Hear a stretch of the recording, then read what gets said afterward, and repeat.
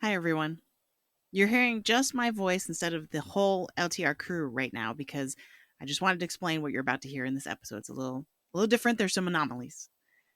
As many of you know, wildfires continue to burn across Los Angeles. We here at the Long Take Review, our West Coast contingent, we are safe and we want to thank everyone who's checked in on us already.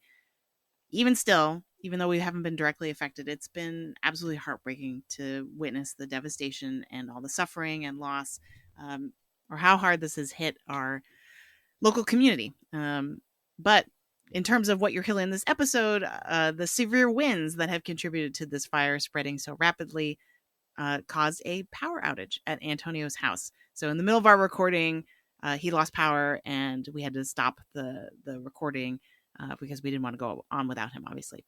So for the first about hour and 15 to 20 minutes, I think you'll hear our first recording, which was done on Tuesday, January 7th.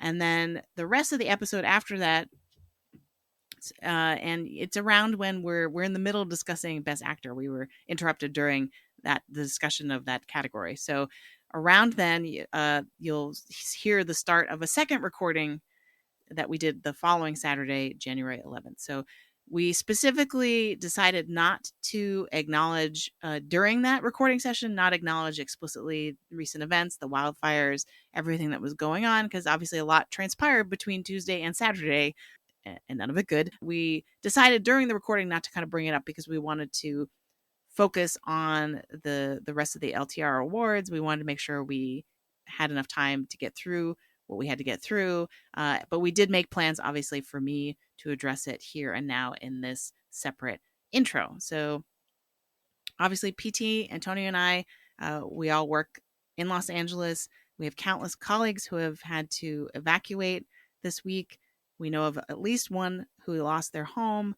And so it's been a really, really hard start to the semester. Our classes are starting this week and in the midst of all this. So, LA, if you're listening, know that we love you, we support you, and we're thinking of you.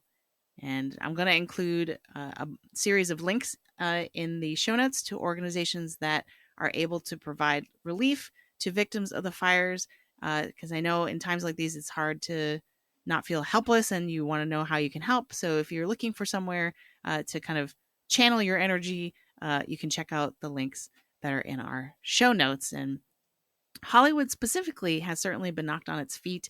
The fires have already caused a series of cancellation and postponements. I know WGA was supposed to come out the day that I'm recording this intro, and they said they're going to postpone until further notice.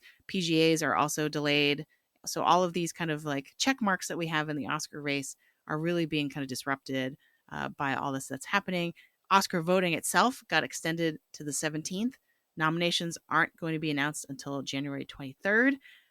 So obviously this has had a huge effect on this industry and this award season that we cover on the show, and this community of the entertainment industry that we love. So if you are looking to target your donations or your help to a more entertainment focused organization, we recommend the Entertainment Community Fund. They provide a safety net for any performing arts and entertainment professionals. And I know that they recently opened up applications for those affected by the wildfires in need of emergency financial assistance. So they are kind of keyed into what's going on. So that's just a check-in, some context for if there's anything weird in this episode and kind of feels disconnected, it's because it is. And now onto our presentation of the second annual Letter Awards. I hope you enjoy.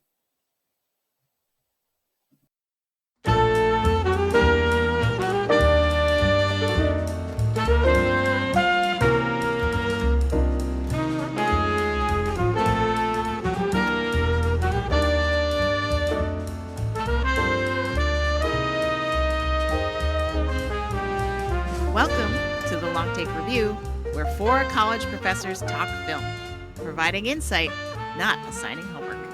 I'm your host, Jen Sipchakchai-Bankard, and I'm back with my very own awards guild.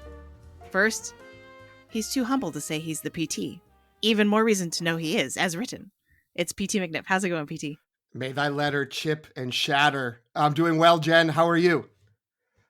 I'm doing great. That may be one level too deep of references because you're mixing the name of our awards Yeah. and a movie Great. quote. So I don't know. Let's see. This is advanced long take review.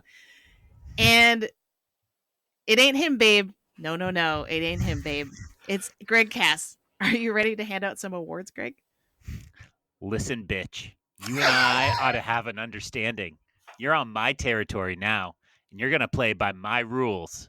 Okay? Can you please bleep that out? I felt so bad in that quote. I have not yet had to do that. So, but yes, sure. I'll figure it out. But yeah, hostile take from the start. And finally, he finds our conversation persuasive and intellectually stimulating. And I didn't know how to deliver that line because I haven't seen this movie. It's Antonio Alifano. How are you doing, Antonio? Jen, no matter what the others try and sell you, it's the destination, not the journey. I'm so excited for the biggest night in Hollywood and wherever Greg is. I love it. So, listeners, we are here today for a very special episode. We're all super excited about this. We spend a lot of time, most of the time, analyzing, other award shows, particularly the Oscars, right? We just had a Golden Globes episode. Check that out if you haven't checked it out. But once a year, we take some time to give out our own awards. So, as an Oscar pundit, I'm always saying you got to separate your head from your heart. Today is all heart. Woo! Which everyone else is so excited about. So welcome to the second annual LTR Awards, or as we like to call them, the letters. That's our nerdy nickname for them. We are all writing professors, so giving out letters or LTRs as our prizes really seem to be appropriate. So I'm about to explain how we will proceed, but first, PT, if listeners enjoy this episode, they're with us in heart and want to hear more from us, what can they do? If they like us, they really like us. They can follow us, the Long Take Review, wherever they get their podcasts. We host the feed on Jen's Substack at thelongtake.substack.com, but you can also find us on Spotify, Apple Podcasts, YouTube, Overcast, and more. Wherever you listen, you can find us. You can also follow us on Instagram, Threads, and Blue Sky at The Long Take Review. And also on Letterboxd, the account is at LTR Pod, or you can search for the hashtag LTR Pod to see what each of us individually has been watching. Jen? Thanks, PT. So here's what we're doing. I'm going to say that like I know. So to prep for these awards, we have each made our own personal list of nominations. So for we're going to do all of the above the line categories. So for example, for Best Actor, we each have made our own nominations list of who we would have nominated for Best Actor for the year. And we are going to reveal them to each other live on air and then in real time try to make some kind of consensus, a list of our collective nominees, or we're going to call them consensus nominees. We will also have a hopefully brief period where we can each advocate for advancing one of our picks to move on to the next round of discussion. After we have the consensus nominee list, we will talk through who should win the category and why. So the ultimate goal is to have a winner for each of these categories, but one that we have kind of collaborated to come up with. Can I say this was in the document, but we haven't actually hashed it out. I sent like 10 texts today trying to clarify things, and I thought 11 was a bridge too far. We could also do honorable mentions this year. I think that this year there might be more divide. There's also more of a split between what everybody has seen, and I think some of us, whatever. So I think if there's something where someone's like, "This is clearly my number one," and other people haven't seen it, it should at least be able to get an honorable mention, even if they will be outvoted. Yeah, I think if things get contentious, we can definitely fall back on that to make sure everyone at least is heard. But I think the beauty of coming up with our own nominees and then kind of discussing and deciding what we unanimously like is that the end result is sort of like what we as a group all like, as opposed to each of us individually. So I think, it's built into the system. But yes, we'll have to see how heated it gets. I'm really curious. Last year was pretty smooth. This year, I think, is just a different year. So we'll have to see. I'll shout out Greg McLaughlin here, who sent in for our holiday episode, said the most holiday part of this is how much you all fought. So that does not bode well for our LTR episode. We can't even decide on which Muppet Christmas movie is the best. In case you're wondering, I do plan to publish our full lists with all our personal picks on my Substack, thelongtake.substack.com. So no worries if you're kind of missing the names that are flying around. We will have kind of a written record of it for you published after the fact. And despite the name of our show, we will really try hard to not make this an epic multi-hour affair.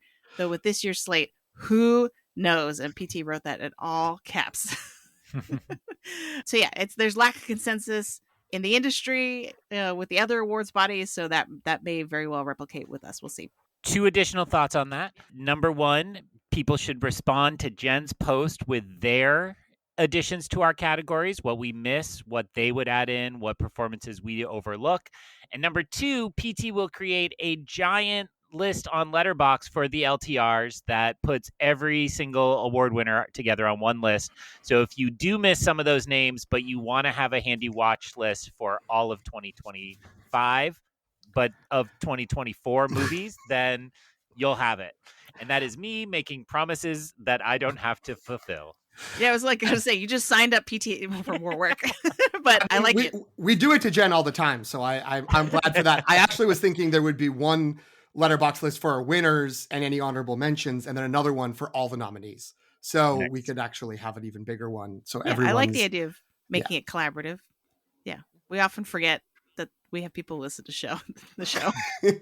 So, all right. So the categories that we're going to cover today are supporting actor, supporting actress, adapted screenplay, original screenplay, actress, actor, ensemble, which is new, director, and picture.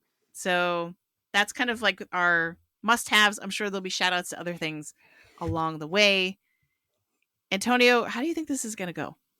I think it's going to go great. I think it's this is my favorite episode of the year, as I think Greg's is as well. So the more that we can talk about things that we really love, then the better. I think it's going to be fine. I think that actually there's going to be more consensus than we think. And also last year, I talked to PT yesterday after our showing that we all went to, and he gamed the system a little bit last time because Greg and I, we've shared our things earlier. So when PT realized that like Greg and I already came to consensus on certain nominees, he just could put in whoever he wanted, in addition to that. So this way, I actually think that will be okay. I think it'll be great. I like it. So I'm going first, supporting actor. Just as a general caveat, I want to say that out of the 4 of us, I have seen the least movies, I think, in terms of like movies that we're probably going to be talking about today. I haven't seen A Complete Unknown. I have not seen The Brutalist. There's just like big gaps in my viewing that I desperately try to catch up on this week. I even watched Civil War just for Greg. I saw that. I clocked that on Letterboxd. And so I'm relying on the rest of you is kind of why I'm saying this to I'm going to trust you. If it's a movie I haven't seen and you feel strongly about it, like I support you. That's just what I want to say. So if my picks are like weird and you're like, why didn't you mention X? It's probably because I haven't seen it. Okay. So my nominees for Best Supporting Actor are Brian F. Byrne for Conclave. No one remembers who that is. That's the assistant to Ray Fiennes. Yeah. Oh. Okay. Yeah. Very good. Clarence Macklin for Sing Sing. Brandon Wilson for Nickel Boys. Oh, good. Josh O'Connor for Challengers. That's good. That's straight from my heart. And Javier Bardem for Doom Part 2. Which was making PT very happy, I know. Oh my God. So yeah, those are my picks. I don't know if there's any overlap other than Javier Bardem, probably. Well, okay. I will go next. And my caveat for this category is when I made a short list, I had 15 names on this. Like this was for me clearly the most full category. And Jen has the last 2 people I cut out on her list in Clarence Macklin and Javier Bardem. And I also decided I think we all sort of talked about this last year that like we have an inclination towards performances, movies that are not getting real world nominations out there in the lesser awards like the Golden Globes and the Academy Awards compared to the letters. So I did lean in that direction. So I think I'll probably have an even crazier list for this category than Jen had. My nominees from Conclave, I have Sergio Castellitto. Oh, I almost put him. Tedesco, the Mr. Vape Cardinal. Yeah. And I have David Johnson from Alien Romulus, Chris Hemsworth for Furiosa, a Mad Max saga, Richard Roundtree for Thelma, and Willem Dafoe for Nosferatu.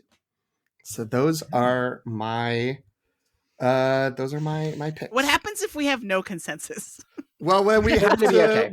we can get to 5 together, because I think there's ones that, like, if we are advancing one, I would probably advance something from your list before mine. So we'll be fine. It's Greg.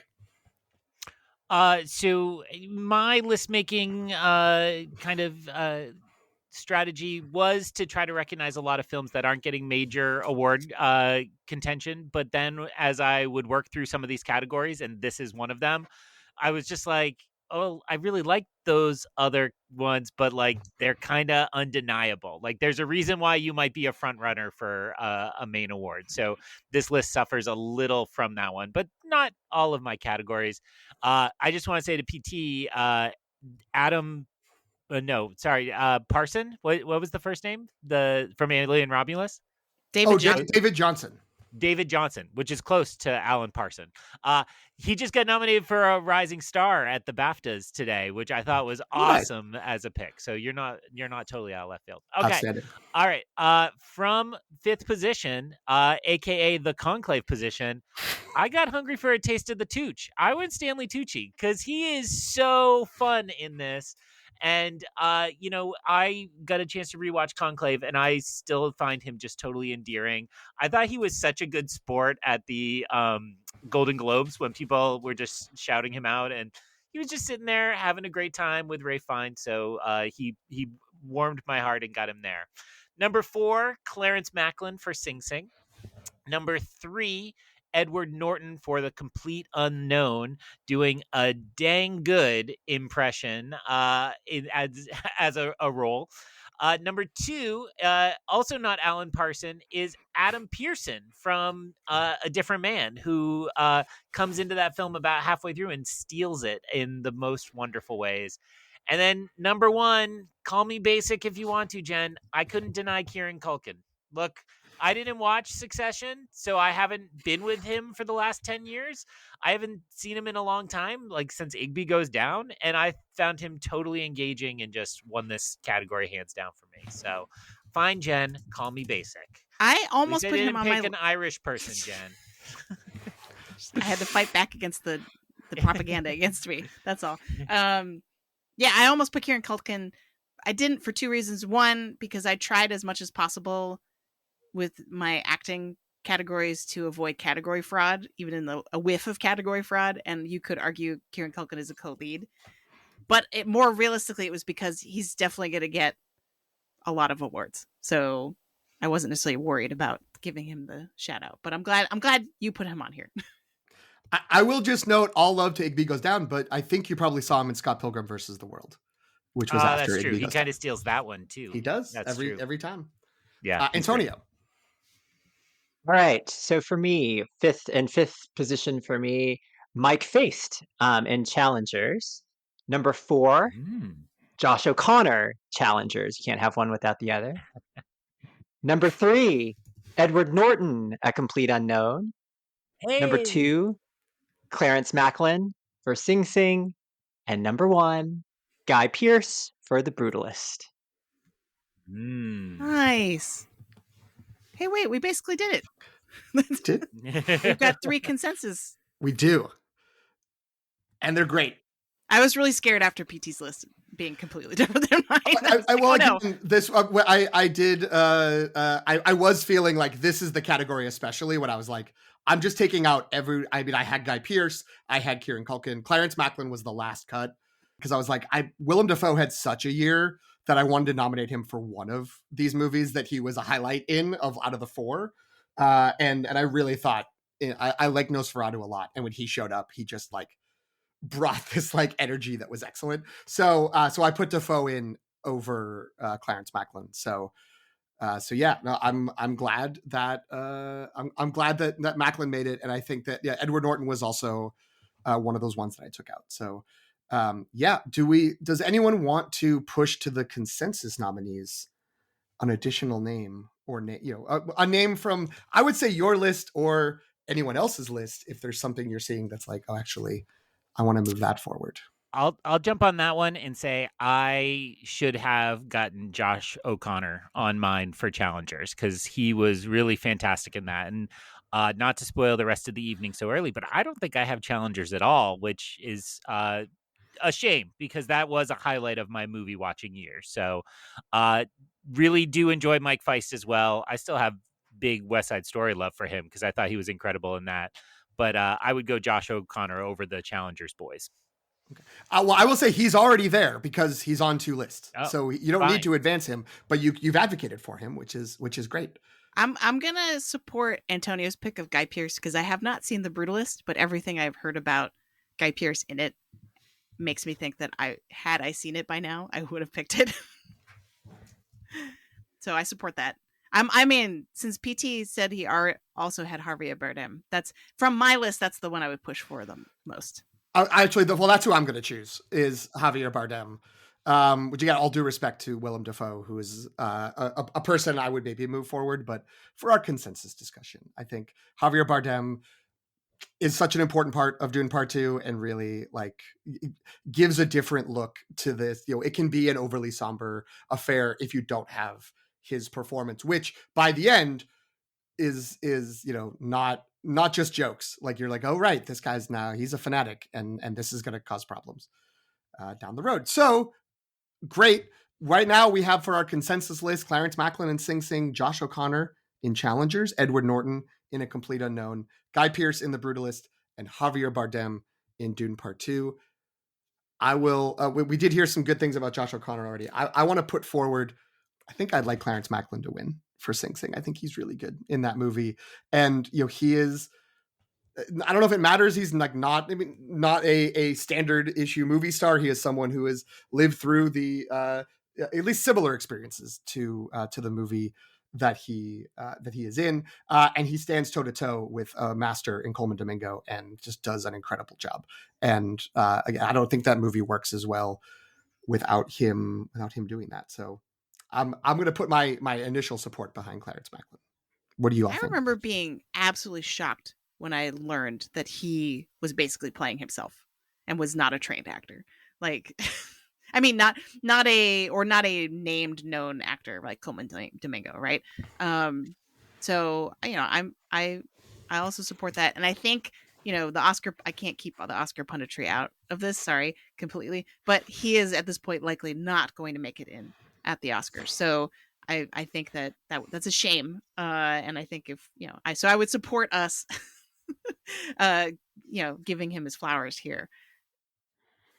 I mean, I had Clarence Macklin as my number 2, just behind Guy Pearce, and I think Guy Pearce is. I mean, it's difficult between him and Adrian Brody as for what the performance, which performance was better, but they were incredible, and their scenes together were incredible. And also, Guy Pearce is just a terrific actor, a terrific body of work. We're not the Oscars, so we're not going to give career letters at the second annual letters. But I do want to say something about Edward Norton. Part of why I found his role to be so revelatory, why I appreciated him so much in that role, is because the roles that I associate with Edward Norton are where he's very different than he is in A Complete Unknown, right? Like American History X and Primal Fear, and there's like an edge to Edward Norton that I sort of associate that's just totally absent because it's appropriate for the character that he is.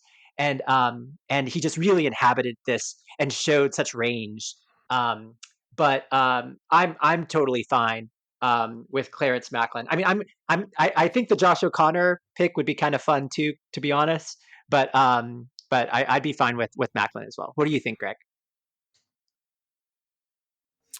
I think the shout out I want to put behind Macklin is that when he appeared in Sing Sing, I was like, oh, great, we got a prison yard tough. And that's a cliche, and who cares? Mhm. And then about halfway through, it was like, oh, okay, we have the prison yard tough who's going to get reformed and have a heart of gold. That's a cliche. And at no point did that performance feel like a cliche. It felt earned in every moment. And there are many moments of his performance that will stick with me for a long time. So I think I'd put my weight behind that. I also just got a pretty strong hint from Antonio that he hasn't watched enough Wes Anderson lately, because Ed Norton has had those rough edges shaved off for a while. If you go into that filmography, but we'll save that for our what's the new Wes Anderson called? The Phoenician something? Yes. Phoenician problem? No, Phoenician. No, it's some Wes Anderson two twee by half word. Yeah. Imbroglio or something like the that. Phoenician scheme. Oh, there we go. Yeah, I there love it is. So we'll do some more Wes Anderson later in 2025. Trying to fill those last two spots just to give PT some flowers. Chris Hemsworth is pretty incredible in that Furiosa part, and it's good not to forget that, because I think there's a lot of shade being thrown around on people not named Sebastian Stan and what they've done with their Marvel money / power. And I think Chris Hemsworth doesn't get enough credit for kind of throwing Thor away and doing goofy big stuff. And that was a bold swing. It wasn't totally effective, but it was what would that movie have been without it is also a question I would raise. I have a type 3 on Furiosa coming later, so I will just say I concur. But okay, I mean, it sounds like what I'm hearing is we might have Clarence Macklin as a winner and maybe Josh O'Connor as an honorable mention. Does that sound? Do we want a Guy Pearce, Antonio? Do you want to advocate for Guy Pearce to also get an honorable mention, or just one honorable mention? I also love Guy Pearce in The Brutalist, so he's terrific. He's going to be nominated for an Oscar. He's going to lose, but he'll be nominated for an Oscar. So I think Macklin, and I'm okay with an O'Connor honorable mention or runner up or whatever you want to call it. Yeah, I love it. I'm also excited to see what lesser performance in movie Guy Pearce wins an Oscar for in 4 to 5 years. That's a makeup for The Brutalist and also LA Confidential, which is I'll always be advocating for, and Memento. But okay, our supporting actor winner, Clarence Macklin. I will share on air that my absolute favorite book I read this year by a mile was called The History of Sound. And I just learned that Josh O'Connor is adapting it with Jen, calm down, Paul Mescal. And it's really exciting because it's like such a good role and a good part. So I think we're going to have Josh O'Connor for a while. So he'll return to the LTRs. I was also in a couple places on this list tempted to include La Chimera, even though it's not eligible, because I watched it this year, but I think technically from an award standpoint it counts as last year. So I'm here for all the Josh O'Connor roles. Awesome. All right, so we're now over to supporting actress. So my nominees for supporting actress are Rachel Sennett for Saturday Night, Anjanou Ellis for Nickel Boys, Michelle Austin for Hard Truths, and Joan Chen for Dee Dee. That's gotta okay. I won't spoil our conversation. And Rebecca Ferguson for Dune Part 2. We're just going in a totally different direction on this one, where this is going to be all consensus all the time. Not all consensus, but a lot of consensus, because my 5 begin with Monica Barbaro for A Complete Unknown, playing Joan Baez, Rebecca Ferguson for Dune Part 2, with an asterisk, Bridget Lundy Payne for I Saw the TV Glow. They are non-binary, and I don't know if it's actually appropriate to put them into an actor or actress category, but I wanted to nominate them somewhere, and they played a female role in the movie, so I put them here. I apologize if that is not correct in their eyes. But that was number 3. Number 2, Michelle Austin in Hard Truths, and number 1, Joan Chen in Dee Dee. Yeah. To be fair, I had Lundy Payne from I Saw the TV Glow. They were on my longer list. Great. Monica Barbaro, who I mistakenly called Maria like 6 episodes ago, and I've felt bad since I realized it. I don't know how many letters have come in, Jen. 100, 200, 300. But Monica Barbaro was my number 6, and she's fantastic and apparently did not know how to sing before she prepared for this movie, which is just Amazing. mind-blowing. Very wild. Doing So, a voice that, like, I mean, Bob Dylan has a very unique voice, but also not a difficult voice to sort of get to that range. Joan Baez has such an impeccable voice that to get there or get in that area from nothing is wild. she was also a runner-up for my opening quote, which was "You're kind of an asshole, Bob," but I was going to say Jen. But then I was afraid to say asshole, and then I found the Megalopolis quote, and I'm like, well, this is even better. So I went with that, making it, I think, the 8th episode in a row I've shouted out Megalopolis. So if anybody's tracking that bingo card, there we are. But is it the last time it's shouted out tonight? We don't know. We'll find out. Actually very close. All right. So my top 5 is a little different. And I think we're going to see here that Greg goes to smaller, weirder, independent movies, perhaps, than the other list so far. So number 5 on my list, Jennifer Grey for A Real Pain. Phenomenal to see Jennifer Grey out there in the year 2024, and has not a lot, but enough to make that a memorable performance. Number 4, Tilda Swinton. No, not that Tilda Swinton. The one in Problemista, which was awesome and was very silly and, was one of those performances that's a giant swing from an actress just chewing the scenery, and I'm here for it. Not an entirely successful movie for me. It dropped out of my top 30 at some point this year, but it was still a really good performance. Number 3, from Megalopolis, but not in this role, Aubrey Plaza for My Old Ass, which is another phenomenal smaller movie if people haven't checked out on Amazon. Again, she only gets 2 scenes, but they are absolute knockouts there. Number 2, here's where I get a little bit basic. Joan Chen from Dee Dee, like everybody else is saying. And number 1, because I'm sophisticated, Maza Rastami, playing the eldest daughter and Seed of the Sacred Fig, which I will keep vague because I'm the only one who's seen it. But I will say, since I haven't gotten a chance to on air, that one absolutely knocked me out and is an incredible movie. So I would put her as my number 1 supporting actress. Antonio, did you see weird stuff this year? My list is very basic, and there's going to be a lot of overlap here, and also mirroring a couple of the likely Oscar nominees. But Isabella Rossellini, my number 5, Isabella Rossellini, Conclave. Number 4, Monica Barbaro, A Complete Unknown. Number 3, Michelle Austin, Hard Truths. Number 2, Zoe Saldana, Amelia Perez. And number 1, Joan Chen, Dee Dee. All right. To be clear, we're saying Joan Chen from Dee Dee is a basic pick. It is not, right? She's not in the Oscar conversation at all. It's long take review basic. We've been hyping it the whole year, so I think it was predictable amongst the 4 of us.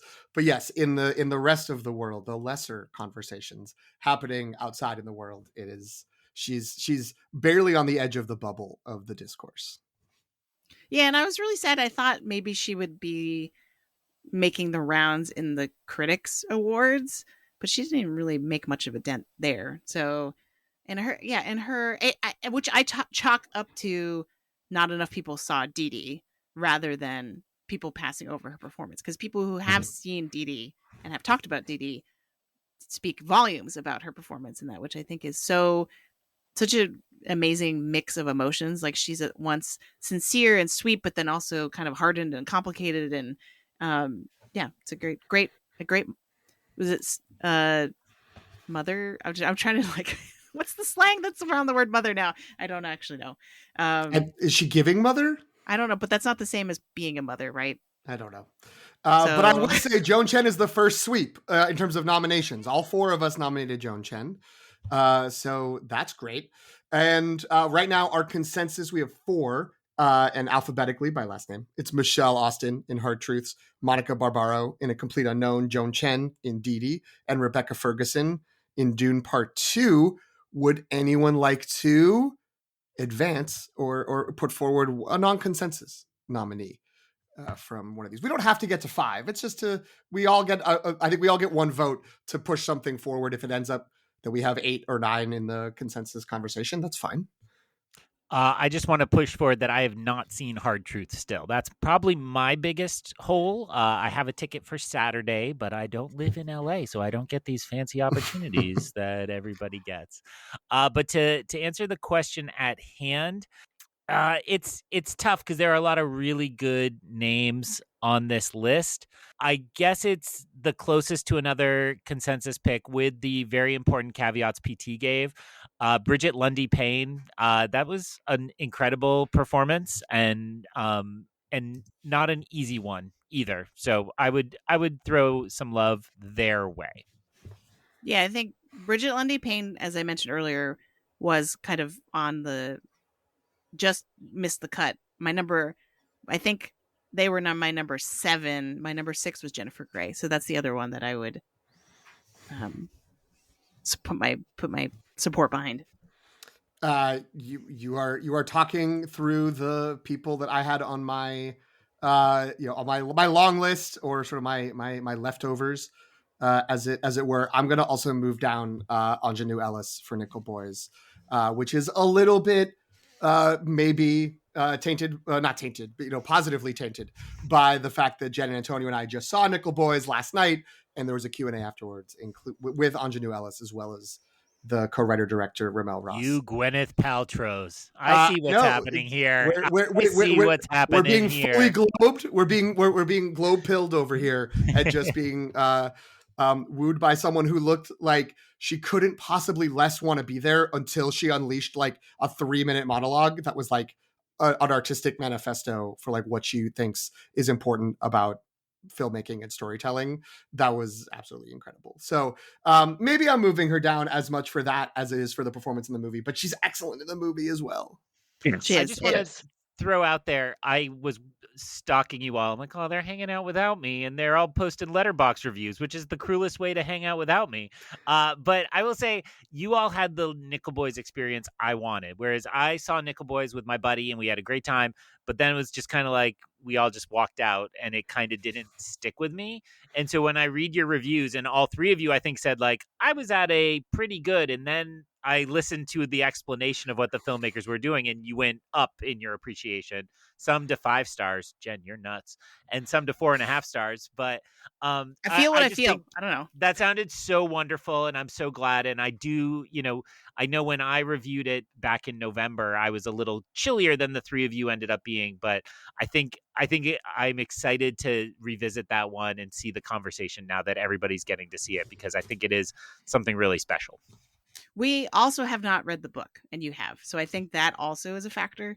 That seems to be what critics say makes the big difference. If you know the thing is coming, then it all kind of feels one way versus not knowing. And you 3 really didn't know. Man, I'm keeping it vague. You had no information, no Nope. ideas. That's fantastic.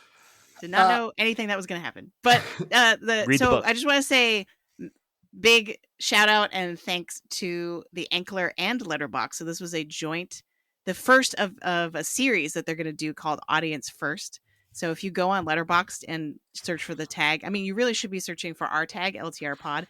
But if after that, search for Audience First, and that is they're going to use that tag for all of the screenings that they're going to host together.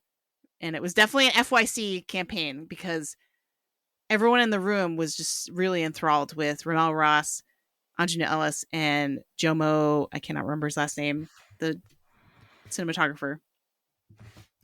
And they were just like the smartest people talking about movies I've seen in a very long time. And I was just like, oh, it's over.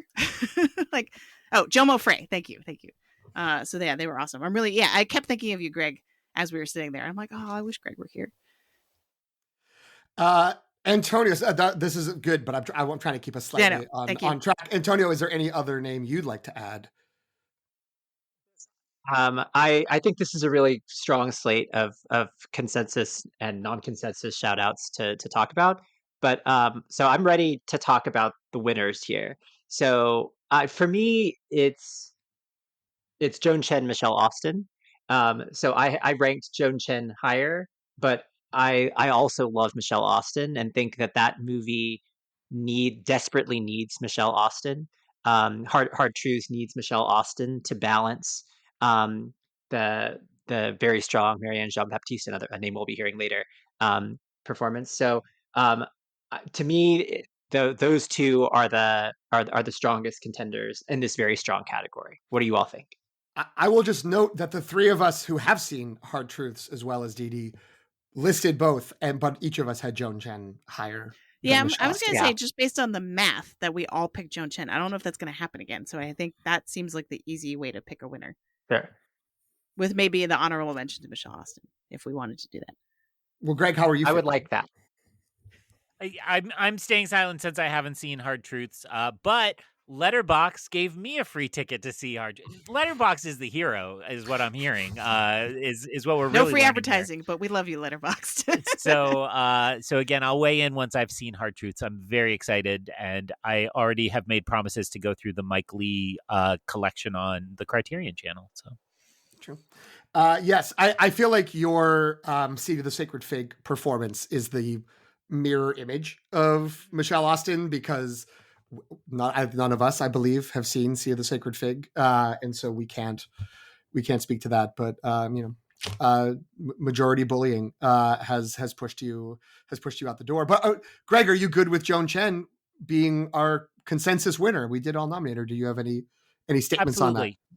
Dee is the pure we need champions for it pick of this list, and I think that's what we all like to do on this show, because we love movies and we love seeing good art that moves us, and so it's a great performance like that.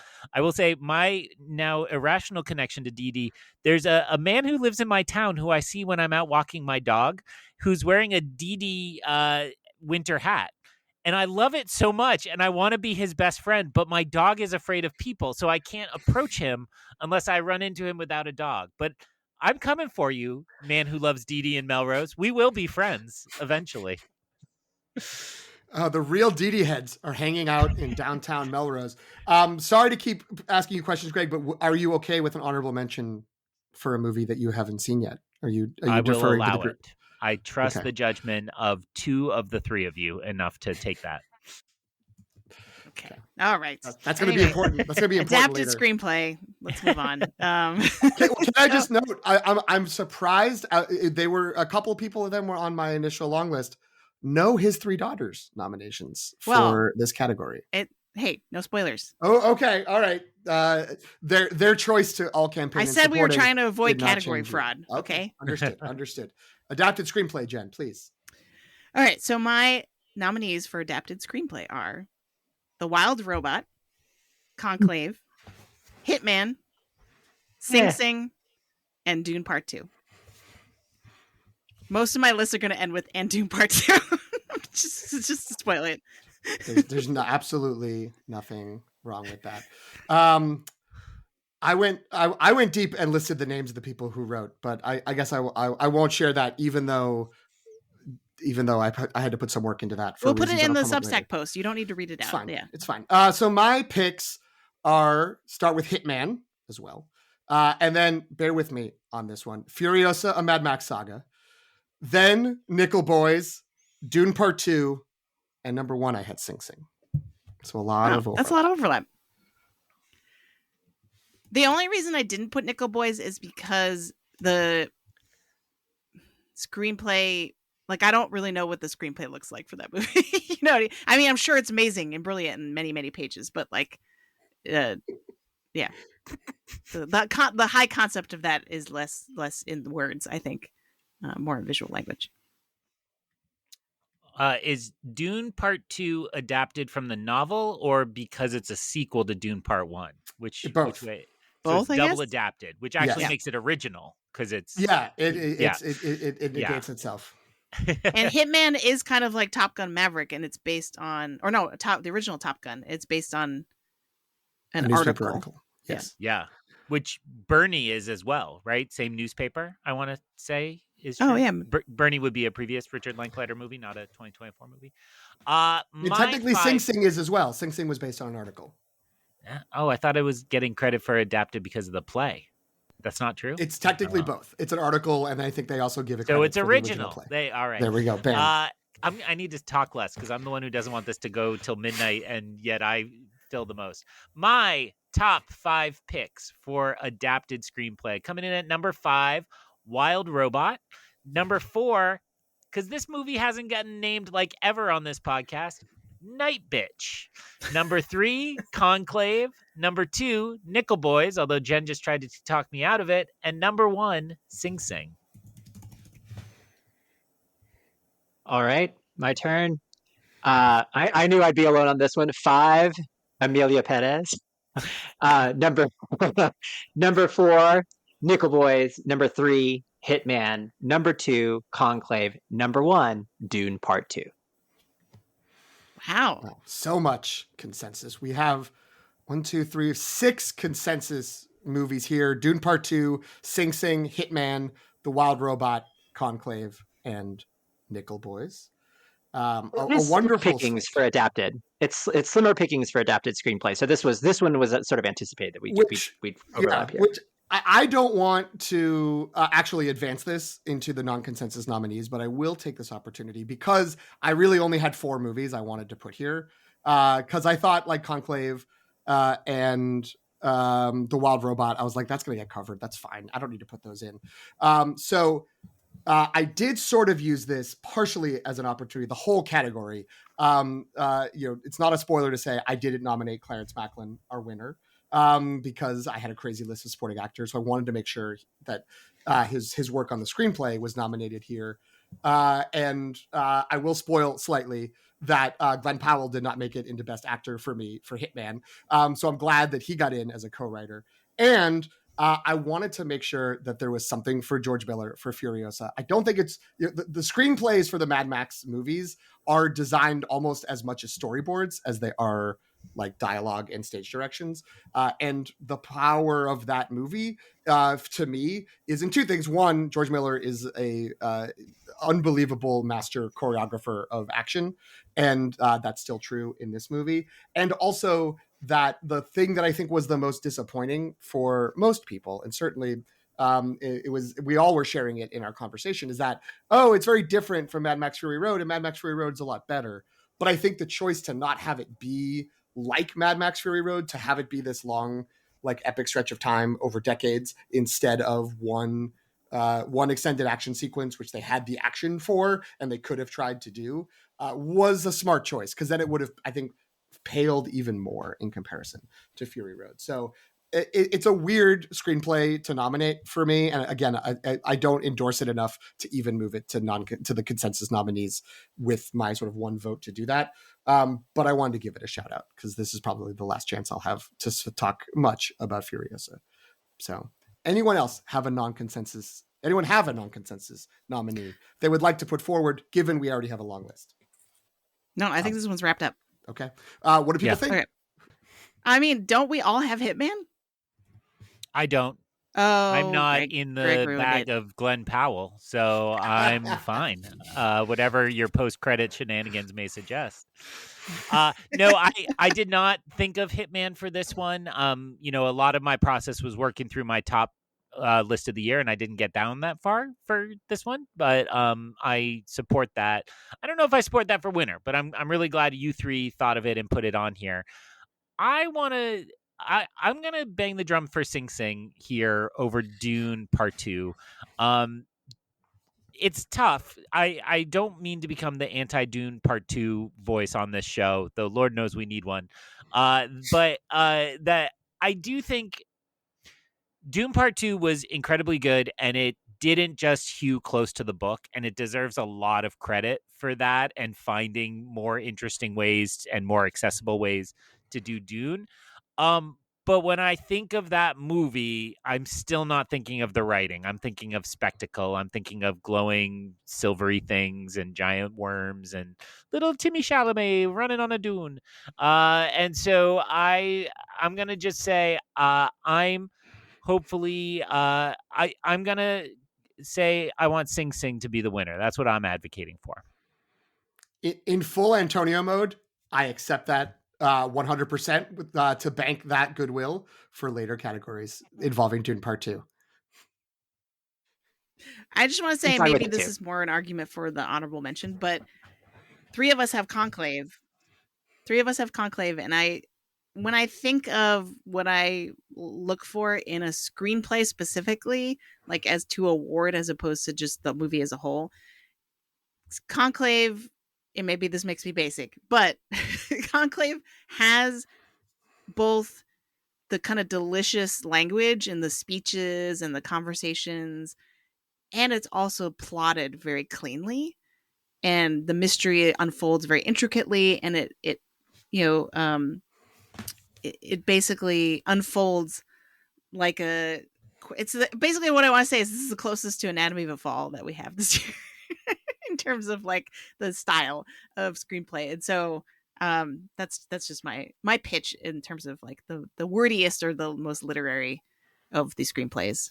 I think that's fair, and the only reason I didn't include it on my list to make it a 4 for 4 is I'm like it's going to win the Oscar, so I don't need to put it on here, which is not a reason to not reward it, but that does make me lean more towards Sing Sing and Dune Part 2. We did give Clarence Macklin an award, so it's like Sing Sing will be unrepresented, but I do think it's worthy of getting two awards. I will slightly advocate for, but not necessarily. I don't want to necessarily say that I would put this over Sing Sing, but I do think that the screenplay for Nickel Boys, I obviously haven't read it, but it must have included the shift from what you would normally have in terms of a perspective and point of view in a movie to this sort of first person experiential camera concept that Ramel Ross had in the movie. And again, maybe this will be something that gets discussed when we get later on down to director and picture, but I personally am not certain if Nickel Boys is going to be something that gets an award anywhere else. And again, the three of us had it on there here. So again, not necessarily advocating, but maybe just pushing to the forefront that like, is this our chance to say something for Nickel Boys? I feel like there might be other opportunities for Nickel Boys, but I'm not sure now that you say that.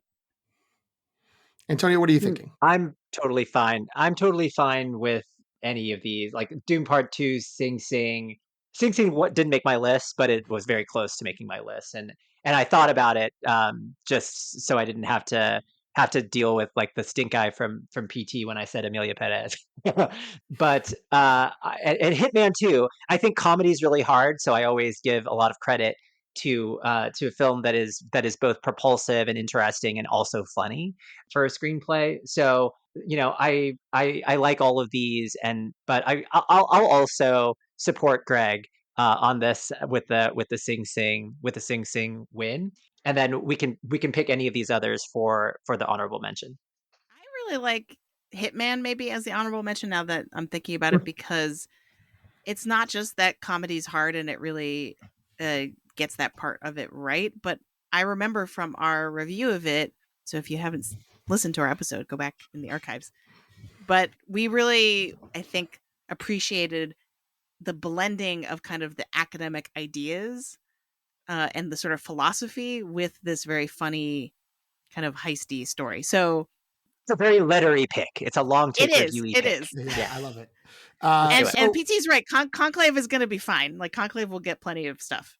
And hopefully Nickel Boys gets something, is gonna be in some conversations as well. So we have Sing Sing as the winner and Hitman as honorable mention. Sound good to everybody? Yep. Beautiful. Okay. Love it. I love it. All right, on to original screenplay. My nominees are I Saw the TV Glow, Mm-hmm. Challengers, A Real Pain, Hard Truths, and His Three Daughters. Okay. Right. I like it. Now, this is where I wish we were reading off the names, because I spent a lot of time learning the names for one of these, but it's probably good we're not, because I think Jen would be mad. My picks are I Saw the TV Glow, Kneecap, Hard Truths, Dee Dee, and Honora. Oh, wait, I don't have Honora on mine. That seems weird. Okay, sorry. Go ahead. Keep going. I was just shocked. I was like, wow, that's the first time I think we've heard Honora so far tonight. So far. And I can't believe PT thought to pick of this. And then I looked at my list. Number 5, Honora. Number 4, A Real Pain. Number 3, Seed of the Sacred Fig. Number 2, His Three Daughters. And number 1, I Saw the TV Glow. That's all right. For me, there's a lot of overlap. There's nothing but overlap. 5, I Saw the TV Glow. 4, Hard Truths. 3, Honora. 2, Dee Dee. And number 1, His Three Daughters. All right. Yay. Yeah, his three daughters. This is good. I'm gonna confess. Happy. I think I just forgot about Honora. Wow. Which seems terrible. You and the Globes, am I right? I know. Hey-o. I feel bad now. Bam. All right. But I'm just saying, if we want to, I support that as a. Oh, it's on here anyway. Never mind. It is. Yeah. No, there's consensus. You're the only one who left it off, which is fine. So, all right, we've got a lot of consensus here. I want to check to make sure I've captured everybody. I think that I have. So we have we have Dee Dee, A Real Pain, His Three Daughters, and Hard Truths, and then Honora, which Jen is saying I would have included, which theoretically could have been 4, and then with actually 4, I Saw the TV Glow. So in this case, it'll actually be hard to choose between ones that have 4. But are there any non-consensus shout-outs possible? And if there are, does anyone want to make them? I mean, I guess mine would be Kneecap, which I absolutely love that movie, and I love the story. It's wild that like this sort of like Hard Day's Night of a rap group from Belfast could be made into a story that worked this way. But I'm not going to actually. We don't need to put them in the discussion because we have a big enough discussion already. But shout out to Kneecap, and shout out to all those Irish names. I'm sorry, Jen. So we're picking a winner now, I guess. This is hard. Does anyone want to talk about their I'm looking.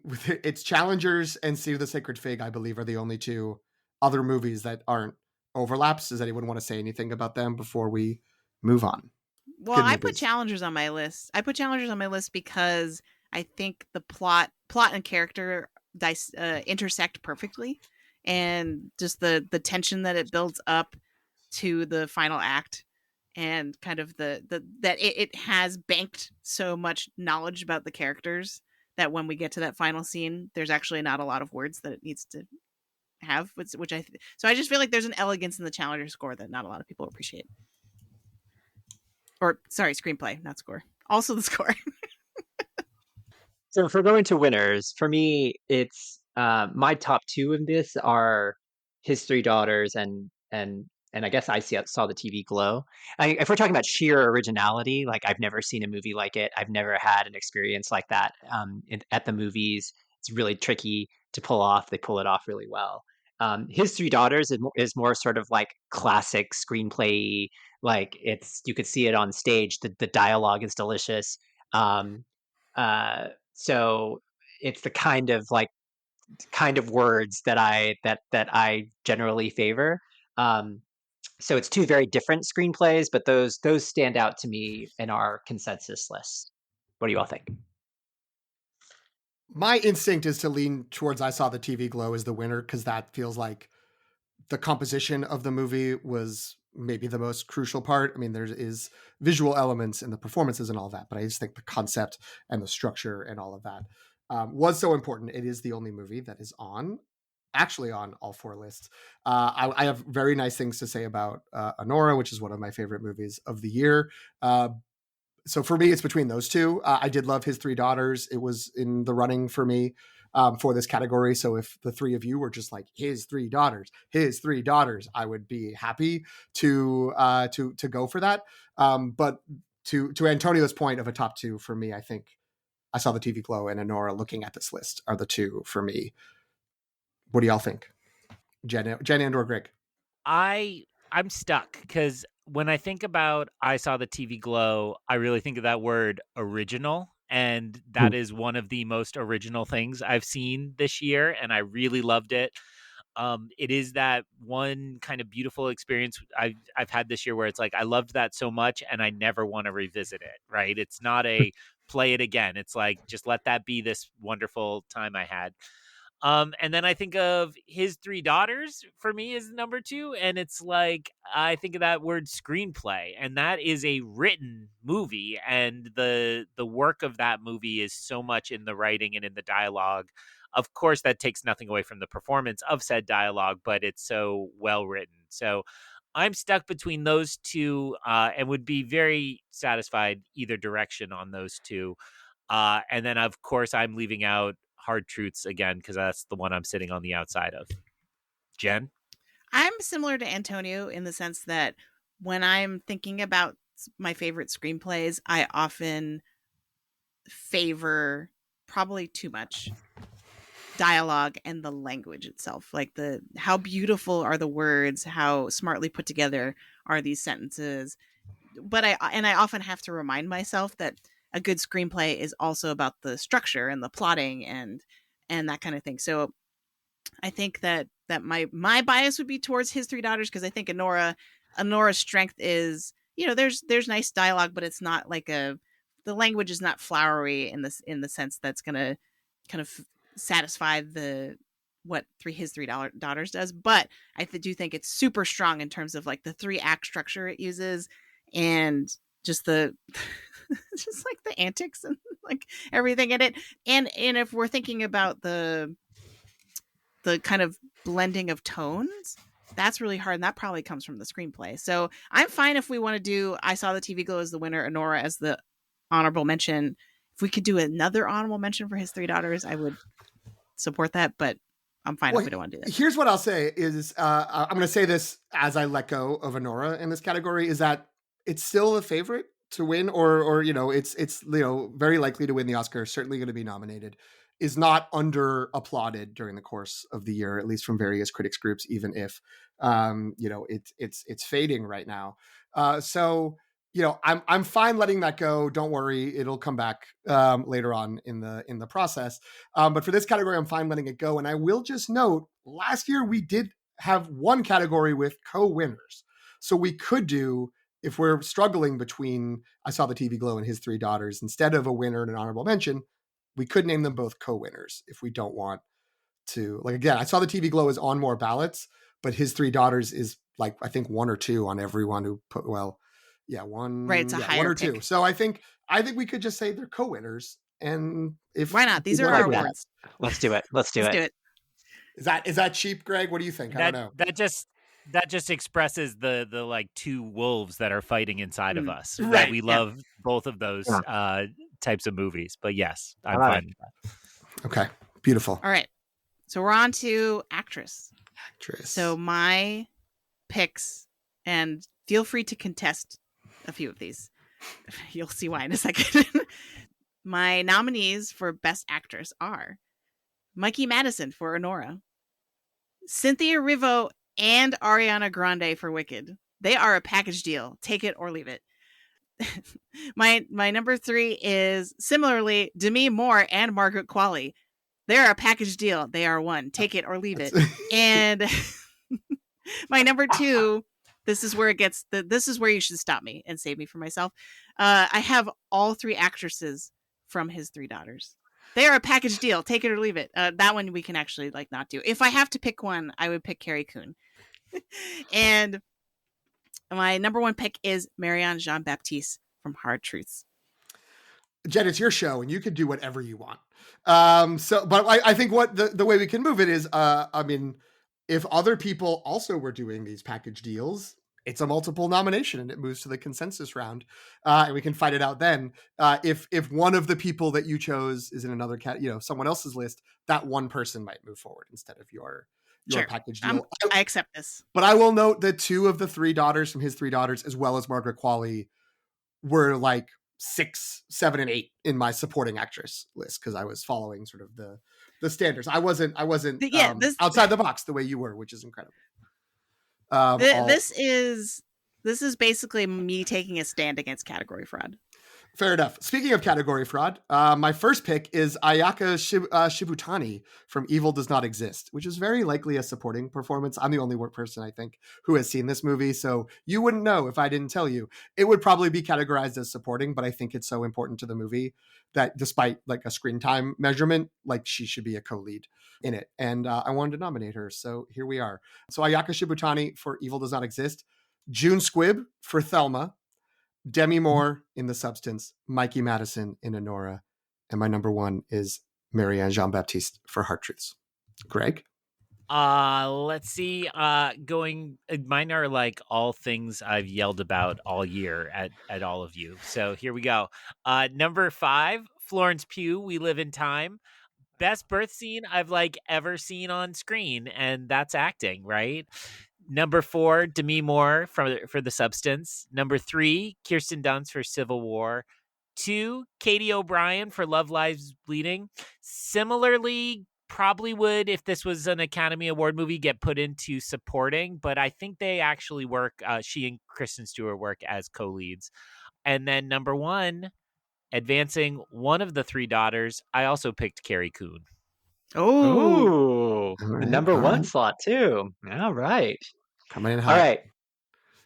So for me, number 5, Julia Louis-Dreyfus, Tuesday. I think I'm the only one who's seen this, but she's the movie.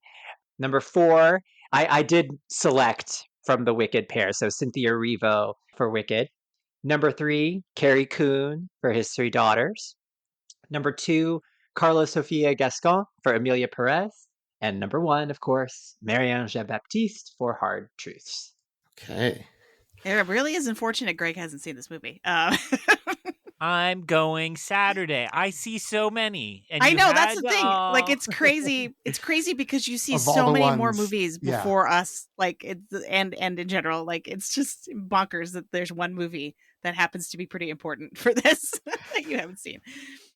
All right. Well, okay. In terms of consensus picks, we have Cynthia Erivo in Wicked and Mikey Madison in Honora. They're on 2 lists each.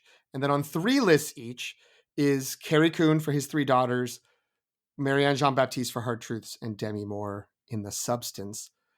Are there any non-consensus shout-outs that people would like to do? I'm going to shout out June Squibb. I got these couple acting nominations for Thelma, which is, not like top tier movie, but I have loved this movie all along. I think the 2 of them are absolutely incredible. 94-year-old June Squibb is just kills it leading this movie. What a wonderful time. Was glad to nominate her.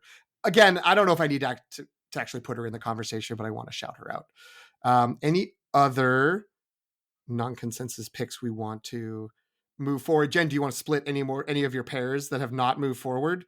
We have Demi Moore, Cynthia Erivo, and Carrie Coon have moved forward. Did you want to put anyone else from your like 20 nominations in this category into down here? No, I'm fine with what has emerged.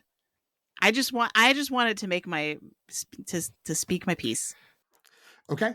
I'll co-sign on Greg's Kirsten Dunst nomination. I think Yeah, that actually, I would too. she's really amazing in Civil War. I've never, like, it's as if she were born to play this role. Like she really inhabited this character in a way I've never seen her inhabit anything like a character like this before. And she's so key to what makes that movie work. So I think that's a really good nom. Yeah, she was. I didn't put Jim Squibb on mine because I knew PT would, and I didn't put Kirsten Dunst on mine because I knew Greg would. So those are both good picks. All right. What do we feel about this list? Demi Moore, Mikey Madison, Marianne Jean-Baptiste, Carrie Coon, and Cynthia Erivo. I will just let you all know I'm very much in line with the myriad critics groups, and I know this is unfortunate because Greg has not seen it, but my support's for Marianne Jean-Baptiste as the winner. Yeah, if she doesn't make it an Oscar, we riot. Like, this is, and it's possible. It's like really dicey. I know. Right now. I know. In a way that I don't like. I mean, she might be the slot that Demi Moore takes because she's got this momentum, but that's the one that maybe if Kidman and Jolie still are in there. So yeah, I don't know. Is the problem the rollout of that movie? Is that Yes. how you're reading this? I mean, there's always kind of structural racism, right? But like, I know so few people who have seen that movie who aren't on this podcast. So The chatter I've seen from like on the like Oscar race Reddit is that the Bleecker Street, which is the studio that has picked this up, is notoriously terrible. I forget there's another movie from the last few years that had a similar like once people saw it, everyone loved it, and but it was nowhere to be seen in the Oscar race because Bleecker Street screwed it up. There also was this problem before that happened when Mike Lee tried to get it in a bunch of festivals and they all said no. And the his discussion of it seemed to be that they don't like the way he makes movies because it's so like this long kind of convoluted process, and so they don't support him. And he just historically has not been able to get into Cannes or Venice and some of the other ones. So so it sort of had this like taint of, oh, I guess it's not good enough to make the festivals. And then even as people saw it and were like, oh, it's actually really good, and actually this performance is incredible, that combined with a studio not handling it well has led to it sort of fumbling in the wider conversation. The fact she's as close as she is to a nomination is actually, speaks to how strong it is because it's been so little seen. I'd be very happy with a Marianne Jean-Baptiste win and then Carrie Coon as our honorable mention. That would make me very happy. But Demi Moore is going to get her Oscar nom. But go on, Jen. What do you think? Oh, I was going to say I had pulled up Bleecker Street's filmography and, or I don't know if that's the word you'd use, list of movies that they have distributed. Slate. And, oh, that's a good one. Yeah, their slate.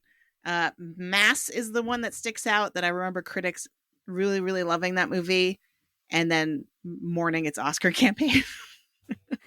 That was I think a ensemble piece about a school shooting. Yeah, Martha Plimpton, I think, was in it. Yeah. Oh, yeah. And Tony and I were just at the at the Amundsen Theater here in LA, and there's the poster I walked by to go to my cheap seats is for the play version of that, I believe, called Gods of Carnage.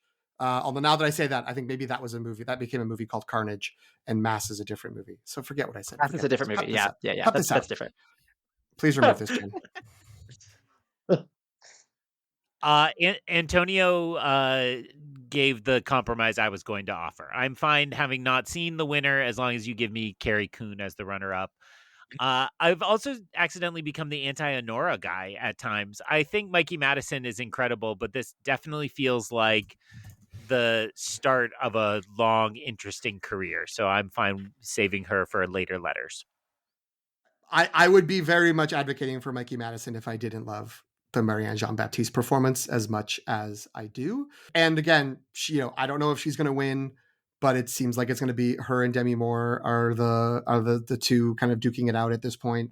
And both of them are very worthy, and I would be glad to give either of them an award here, but I'd rather give a win and an honorable mention to these two great performances that are in smaller movies. So yeah, I like this compromise as well. Jen, how do you feel? I endorse. Okay. Anything about Cynthia Erivo before we move away? Because I think that's the last person we haven't really talked about. I mean, we're trying to save time, so that's why I was going to say anything. Okay. But I have heard lots of people critique, especially those who have seen the Broadway show, critique her interpretation of Elphaba as being too dour, too serious.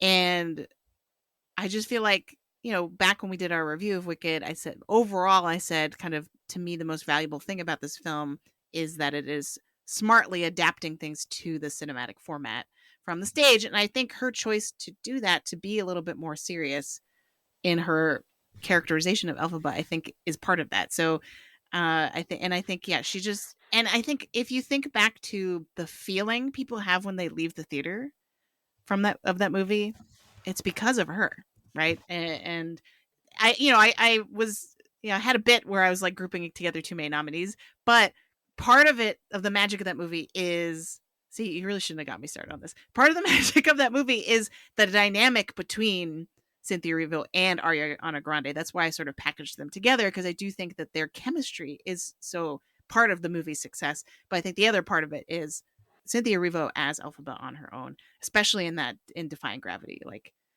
she's the one that brings it home. You know what I mean? So that's my stump speech for Cynthia Erivo. I love it. And it is not a rejection of everything you said to try to move you along to say, who are your nominees for Best Actor?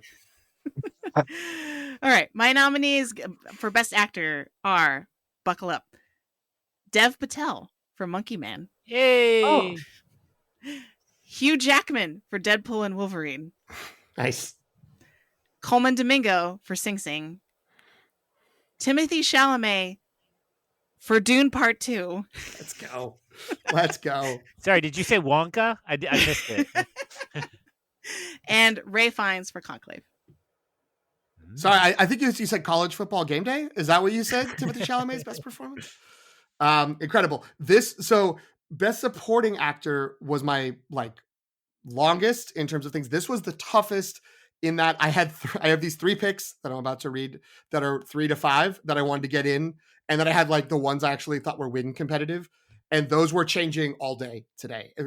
I was trying to fit 3 people into 2 picks. The person I left out is on Jen's list, so if no other mention, it'll end up in a consensus nominee. We'll get there. My 5 start with Isaac Wong for Dee, Aaron Pierre in Rebel Ridge. The movie doesn't exist as successfully as it does without him. Jen, this is for you. Ryland Brixton Cole Twos in Hundreds of Beavers. Adrian Brody in The Brutalist. And Timothy Chalamet, but for A Complete Unknown. Greg?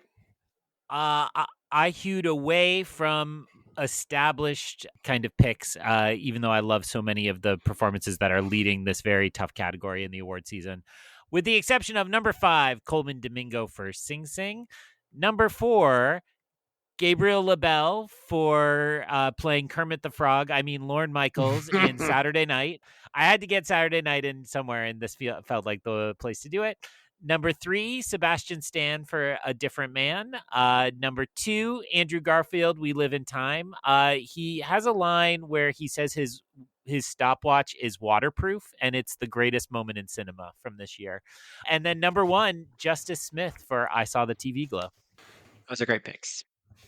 All right. For me, number 5, Jesse Eisenberg for A Real Pain.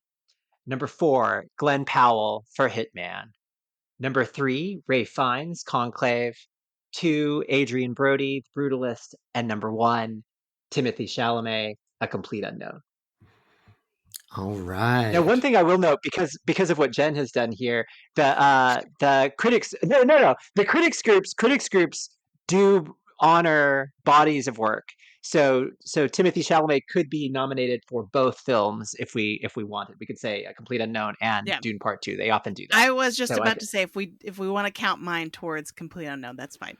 I just haven't one of the suggested categories that we added Best Ensemble, which I think is smart to only add one. But I did put forward Best Year, which would have been Timothy Chalamet would have been right. That. He would have walked away with that for sure. Yeah, well, we'll see. We would have seen about that. Margaret Qualley was in a bunch of good movies, and also Drive Away Dolls. We have a smaller number of overlap, even if we include Timothy Chalamet across both of his movies. That's still only 3 of 4.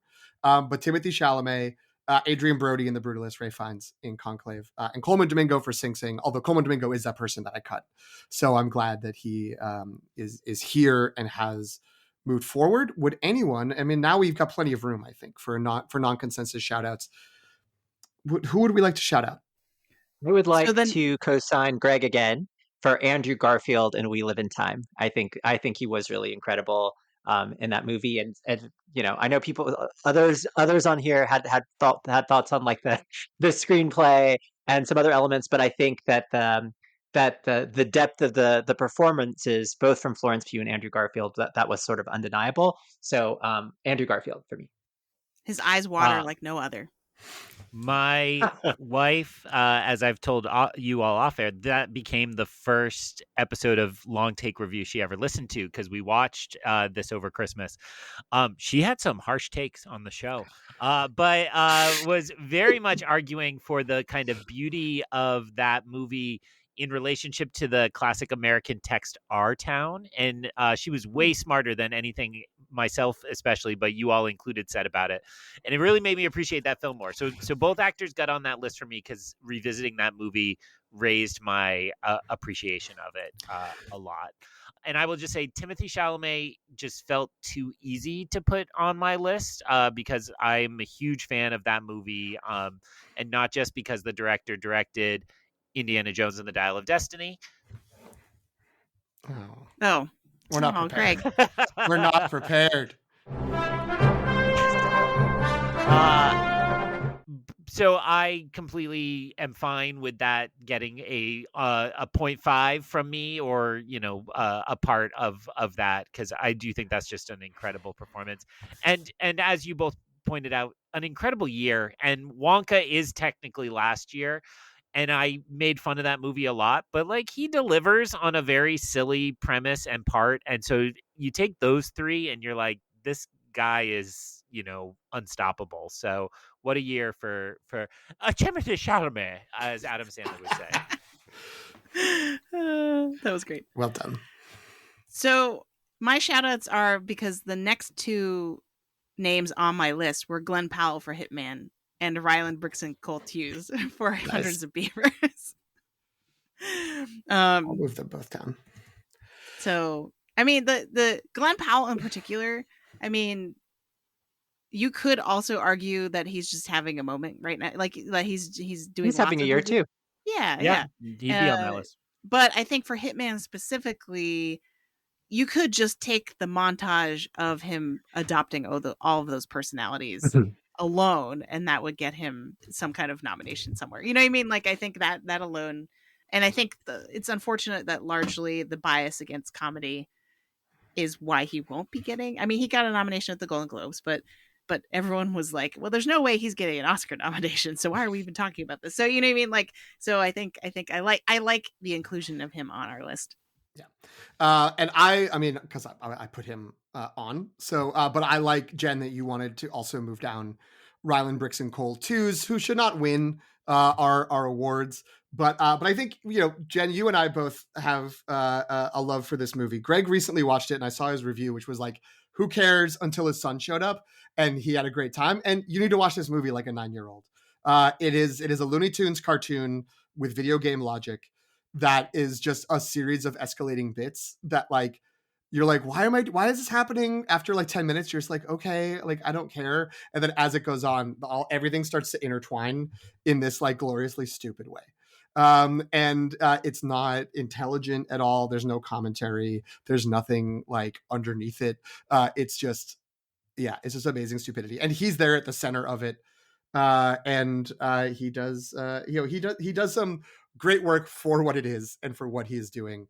And I think he has an IMDb page. He doesn't have a Wikipedia page. The like second thing when you search for him is just his LinkedIn page for like his life. Like, that is outside of acting. So I love that for him. But yeah, I also moved down, though again, I don't know if we, he will move forward much in the discussion, but I want to also echo Greg's choice to sort of mostly do other picks has really worked out well because everyone wants to second his picks. But Justice Smith for I Saw the TV Glow, which is a crucial performance to that movie, which is a movie that I loved. So I'm glad to have it move forward. That said, our consensus nominees that got multiple votes were Coleman Domingo for Sing Sing, Ray Fiennes in Conclave, Adrian Brody in The Brutalist, and Timothy Chalamet for Complete Unknown / Dune Part 2. And then our non-consensus shout-outs that move forward were Andrew Garfield, We Live in Time, Glenn Powell, Hitman, Ryland Brixton, Cole Twos for Hundreds of Beavers, and Justice Smith for I Saw the TV Glow. We've given Sing Sing a couple of awards. Coleman Domingo is absolutely incredible, but we've given Sing Sing a couple of awards. Adrian Brody in The Brutalist is incredible. Great job. And I'm all for it if he wins out. To me, it's down between Timothy Chalamet, who is had the year of years for across these two movies, 3 if you do include Wonka. But okay, Timothy Chalamet. It's between Timothy Chalamet, who's had a great year between A Complete Unknown and Dune Part 2, and as Greg said, also Wonka, and then Ray Fiennes, who in Conclave, he is great. And also, not to get too far ahead, is this our last chance to honor Conclave? Which, you know, I liked Conclave. I don't think it needs to be honored necessarily, but it's much more likely that Timothy Chalamet is going to win awards later. Do we want to give a shout to a different movie? I don't know.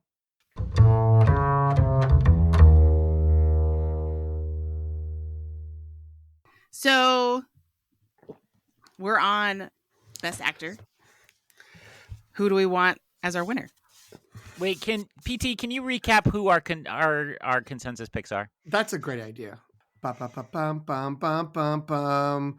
And our consensus nominees were Coleman Domingo in Sing Sing, Ray Fiennes in Conclave, Adrian Brody in The Brutalist, and Timothy Chalamet for a career year in A Complete Unknown and Dune Part 2.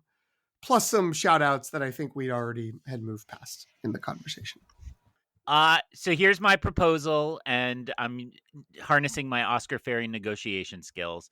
I believe that because Chalamet is getting recognized for a career year with this nomination, that we need to bump Glenn Powell up into the higher ranks of full nominee for his year, but then agree that Chalamet wins this.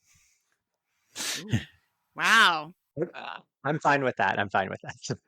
I mean, I technically, I don't think, like, we could pull a winner from the non-consensus nominees. That's just a record of how many people, you know, nominated them in the initial round. So you're saying I failed Glenn Powell is what you're saying directly? No, I mean, you're. Oh yeah, you did, because you didn't mention him in the first place. You could have brought him up. Well, that's your.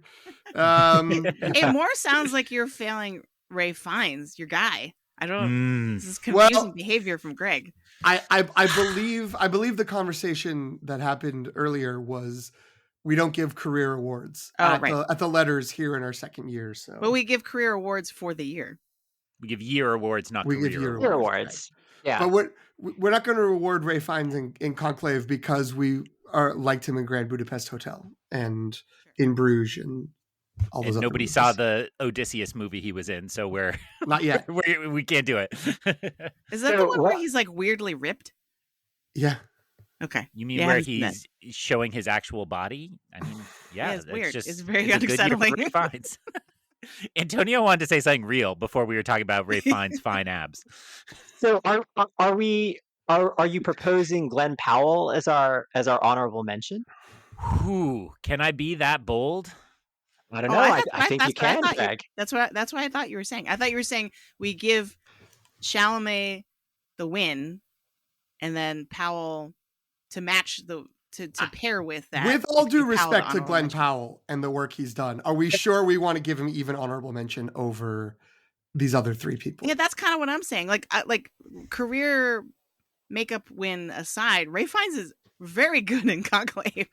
Like, yeah, and Adrian Brody. And we're not even talking about Coleman Domingo. Yeah, like that's kind of my problem. I love Glenn Powell. It's a good category. We can we give Glenn Powell like the brisket award at the end or something? You know what I mean? Like, yes. I mean, he got an honorable mention for his Hitman screenplay, which in retrospect, is also maybe too nice. I don't know. Like, I don't know. Let's calm down, PT. All right. But before we get into the honorable mention, I do want to say something about Timothy Chalamet, because I spoke with PT about this a little bit earlier about how before we'd all seen a Complete Unknown. I think that there was some, there was this feeling that like, oh, this is the formula, right? Why is this the formula? Musical biopic. Why does this lead to Oscars? And watching him on Christmas Day, I was like, oh, I understand, in as much as like the degree of difficulty of like developing a character that is familiar to your audience who also sings and has a very distinctive style. Like, given that the Academy in particular is like a majority actors, it makes sense that actors would respect that and would realize just how hard it is, and how much you have to have like, capture lightning in a bottle to like get a performance that hits on all those levels and that can satisfy the fans of a very famous person. So he did all of that while still doing something with the character beyond just impression. So I think that's why I think we've gathered around him, and also, of course, the performance in Dune Part Two is incredible in anchoring that franchise. So that's those are my feelings on that, and I think that probably replicates what you all think too. So if we're satisfied with that, how do we decide between these three or four for honorable mention? I mean, my thinking on it, if left to my own devices, is I would probably give it to Adrian Brody, but I know that some of us have not been able to see The Brutalist yet, and others of It's us just didn't me. particularly It's like just it. me. I'm not trying to name names, but we'll get to a Brutalist episode, just as I want to say a bunch of things in response to Antonio's great words about Chalamet's performance in A Complete Unknown. But we'll get to that, I assume, in its own episode. So, we've already given a few awards to Sing Sing, which is a movie that I thought was great and I loved, but this was a good, wide, varied year. So I kind of feel like honorable mention here, it would be nice to give it to Conclave, to be like, I don't think we've given it anything yet. And Ray Fiennes is great and does have sort of a less showy role than some of the other people supporting him in that movie, but he's the anchor. We talked about him a lot in that episode. So I would put forward, it would make sense to give him the honorable mention. Not, three like different but all great performances, but just in terms of the mosaic of our awards, I think it makes sense to recognize him and the movie here. Yeah, Ray Fiennes isn't just the anchor of Conclave. He is a huge part of what elevates that movie so it is both an awards contender and a crowd pleaser. You know what I mean? Like it, because everyone keeps saying, "Oh wow, Conclave! It started out as an airport novel, and they turned it into this movie that kind of is towing the line between absurdist and really funny, but then also taking itself very seriously." And I think Ray Fiennes' performance is what makes all of that work, right? Because he's our kind of, he's the character that we connect with and guide through this whole crazy world, right? So I don't know. I support that. Support that as well.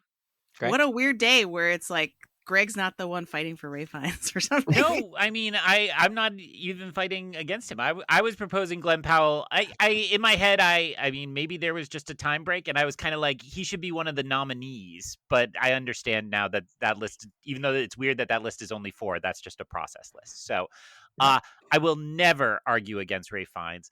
Actually, the compliment I want to give this part is there's a way in which this part could have been M. Gustav, because it's actually kind of similar as like a manager type who's trying to do all that, and yet it doesn't ever feel like that, and it's a good reminder of how separate he is. Also remember, he is not technically an Oscar winner from last year, but was the central part of the Wes Anderson short film that was nominated. Maybe not central part, but a part of it that was important. So I will never argue against Ray Fiennes. He's fantastic in Conclave, and Conclave is very good. So absolutely honorable mention to Ray Fiennes. Although I will say I have some Conclave coming up, so I'm not sure Conclave is getting shut out. Just as a wait, question of clarification, because now I'm confused. I assumed that the non-consensus shout-outs were part of the nominees. They were just the not consensus nominees. Yes, I think it's just the format. Like the idea is the non-consensus shout-outs. Maybe shout-outs ones we would like to include is a poor term, as nominees. Yeah, even if that they're advanced to this discussion stage. Because someone could be like, no one else said this, but I'm going to really make the case that they should win or whatever. So yeah. So we're acknowledging Glenn Powell. He's on the list. Yeah. All right. The format of the document doesn't make it look like it, but maybe I'll tweak that. Your homework is still to watch the Glenn Powell Sydney Sweeney movie and see how he elevates that genre as well, because it's a bad genre, but it's well done. Nice. He commits. Okay. That's my case for Glenn Powell. Whatever the part is, he commits hard, right? Yeah. Just ask Nikki Glaser about her dreams. He commits hard. And that's what we would say, not that part, but that's what we would say about Timothée Chalamet too, right? Like that. I think absolutely what will make his campaign ultimately prevail, if it does, is that everyone is going to recognize he puts in the work, right? Like he's that clip of him filming Dune and he's in his still suit while trying to practice the guitar. Like that's it says it all, right? So with working on it with Llewyn Davis himself, Oscar Isaac, Right. in one such moment, unbelievable. So, all right. So we're moving on to best ensemble. And I'll start us off. So my picks for that, as I frantically scroll down, because I forgot I go first. I had for best ensemble, my nominees are His Three Daughters, Saturday Night, Anora, Conclave, and Doom Part 2. Excellent. My nominees in the best ensemble category are Kinds of Kindness. Everybody planned to play multiple roles. Saturday Night, Dune Part 2, Sing Sing, and Anora. wait, oh, I'm so sorry. Kinds of Kindness, that was a real thing, not a dream we all had? That It's true. actually happened? Oh, not my not a fever dream. My nominees for best ensemble, Conclave, His Three Daughters, A Complete Unknown, Saturday Night, and Sing Sing. Antonio? My nominees, so going from my 5 spot to 1, Hard Truths, Dune Part 2, Dee Dee, Conclave, and His Three Daughters.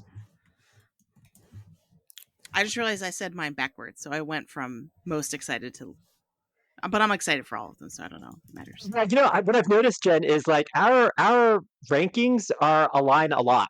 Yeah, I Um, agree. Yeah. So and often our number ones are align a lot. So when I heard you say His Three Daughters first, I was like, oh, she flipped them. Yeah. uh, You know me too so well. yeah. I did as well. I'm okay. at practice. Yeah, I So, forgot that on we were our doing list, the mine are backwards. the same. PT coached us so well the first time around, and now we've just forgotten everything. Just chaos. Just I needed goldfish minds over here. So, I have no idea why I didn't put Sing Sing on my list. So if but there's enough consensus that it's already on there. So, right? Yes, I have Yeah, to type it in still. I'm not, but I just want to call that out there. That was not a purposeful omission. I don't know why. What happened?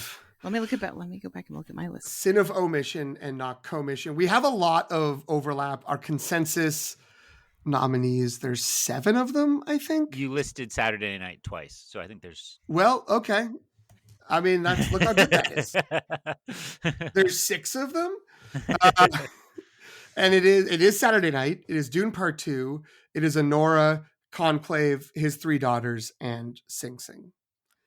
And I will say the last 2 I cut from this were Complete Unknown and Hard Truths, which are also on there, but I think only single noms each. But good shouts there. A very different list than SAG, which is now out. When we did part 1 of this recording, we did not know. Oh, that's right. But it's SAG's Amelia, Perez, A Complete Unknown, Conclave, Wicked, and Anora. For reference. So can I ask, this is obviously not rules for the letters, but when you 3 vote on a best ensemble on the many awards bodies you're a part of, are you looking at the best list of people or the best group that worked to get together? So is it the ingredients or the product? Say the second formulation of what you said is what I go for chemistry. Yes, yeah, like the interaction of them. Yeah, how are they working together as a group? I can't think of an example, but I'm certain there are movies that have an excellent list of cast members that doesn't either. They all have separate scenes or they don't interact all that well. So all those holiday movies come to mind. I don't think they're astoundingly good actors, but when they're like Valentine's Day and starring these 30 actors, but yes, exactly. Yeah, I was gonna say, how many times have we said, how are all these amazing actors in this movie, and this movie is not good? Right? Like, so Don't Look Up is an example, right? Like that's an amazing cast. There you go. Yes, good one. So yeah, I mean, and this is the one we haven't done before, and there's no clear standard bearer because the sort of SAG version of this is kind of just like a best picture, and which we have, like they have this but not best picture. So yeah, I think we kind of get to make some choices here of what we think is how we want to implement this. I don't know, Greg. What were you thinking in comparison to that question?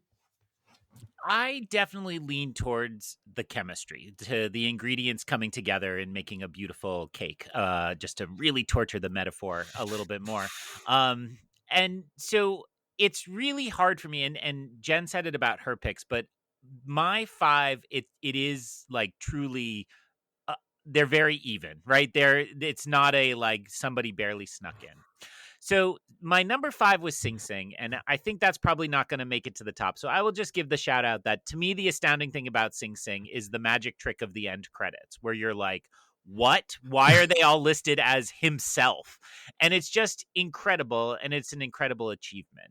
And so I don't want to make light of their chemistry because there's very good chemistry.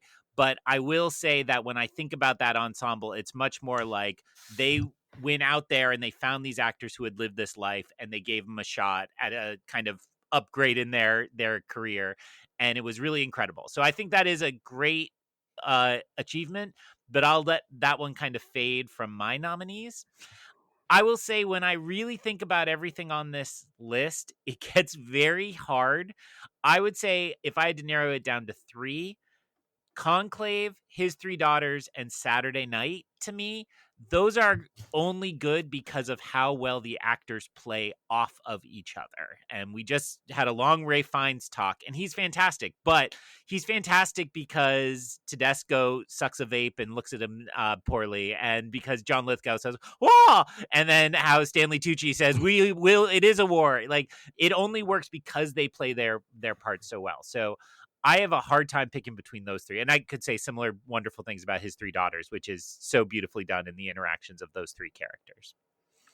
I'm gonna champion His Three Daughters for a little bit and say that with these three, you have a family, right? So part of what makes their chemistry wonderful is that you can see that they've thought through not only their individual character histories, but how they interact with one another and how these interactions have played out over time, and the way that is very clear in the subtext of the film, which has beautiful text as well, right?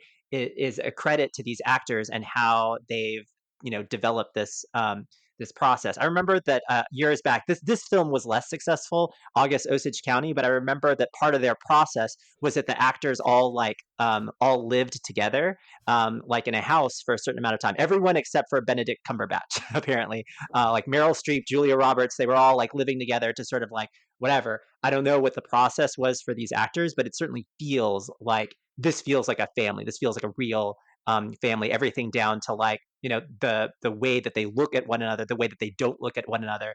I think is just really extraordinary. To a lesser degree, that's also what pushes Dee Dee close to the top of my list. But I do feel like it's a richer relationship and in His Three Daughters. But everything that you said about Conclave, Greg, I absolutely agree with.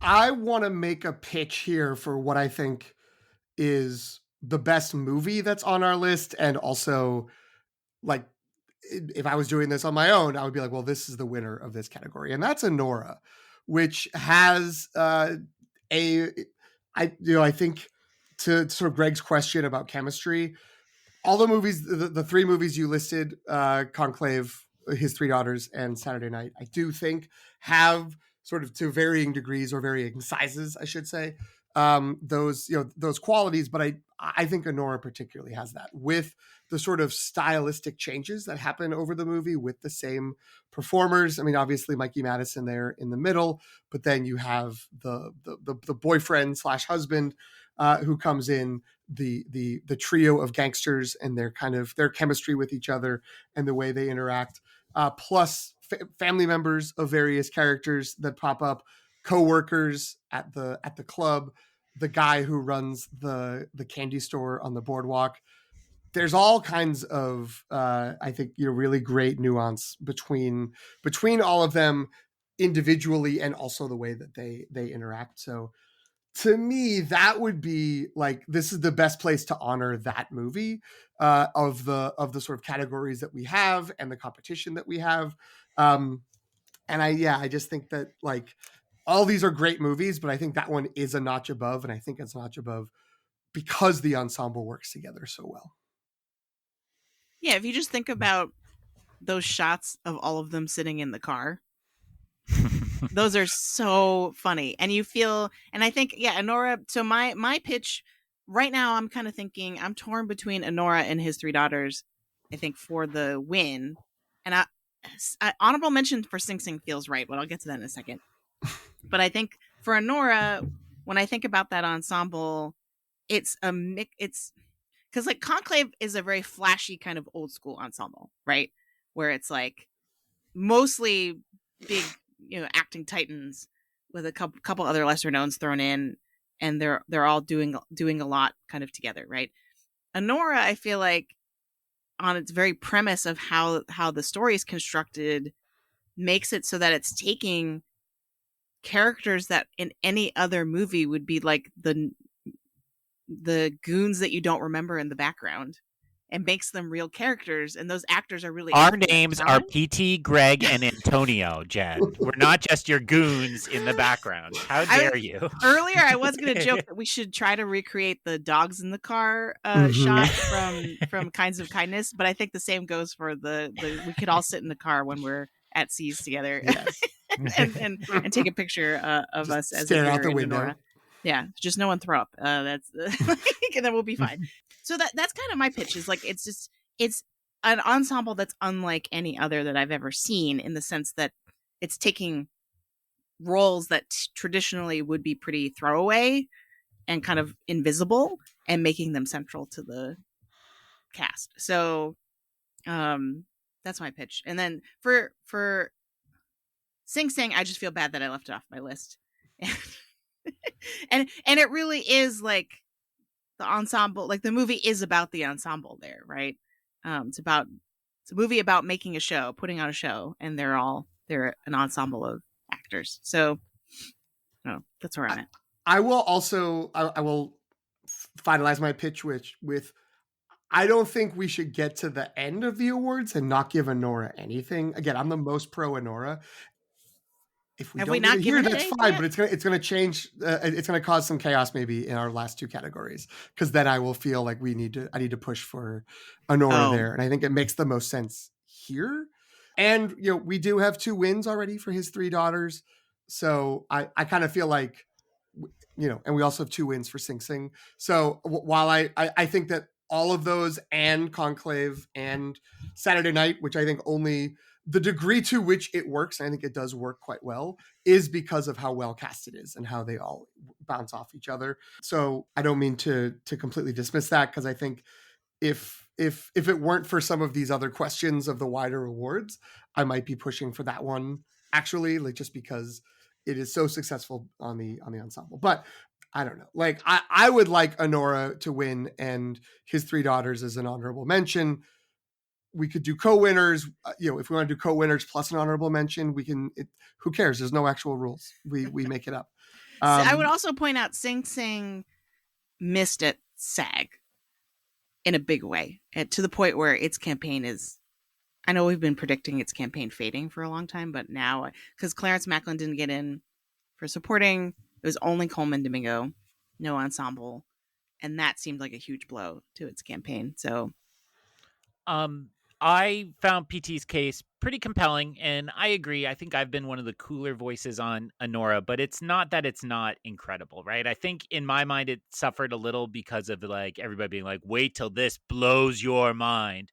But then there are actually some scenes that are kind of mind-blowing. And so you all have shouted out a few of them.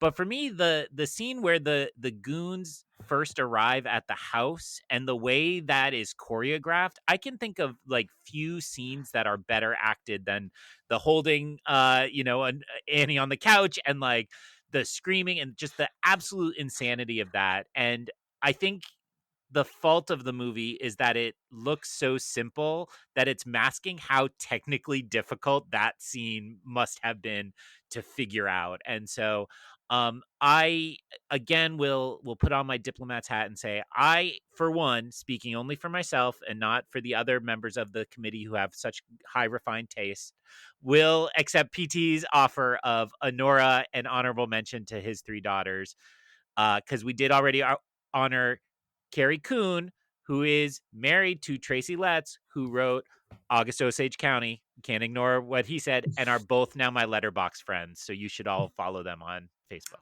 or Letterbox. Why did I say Facebook?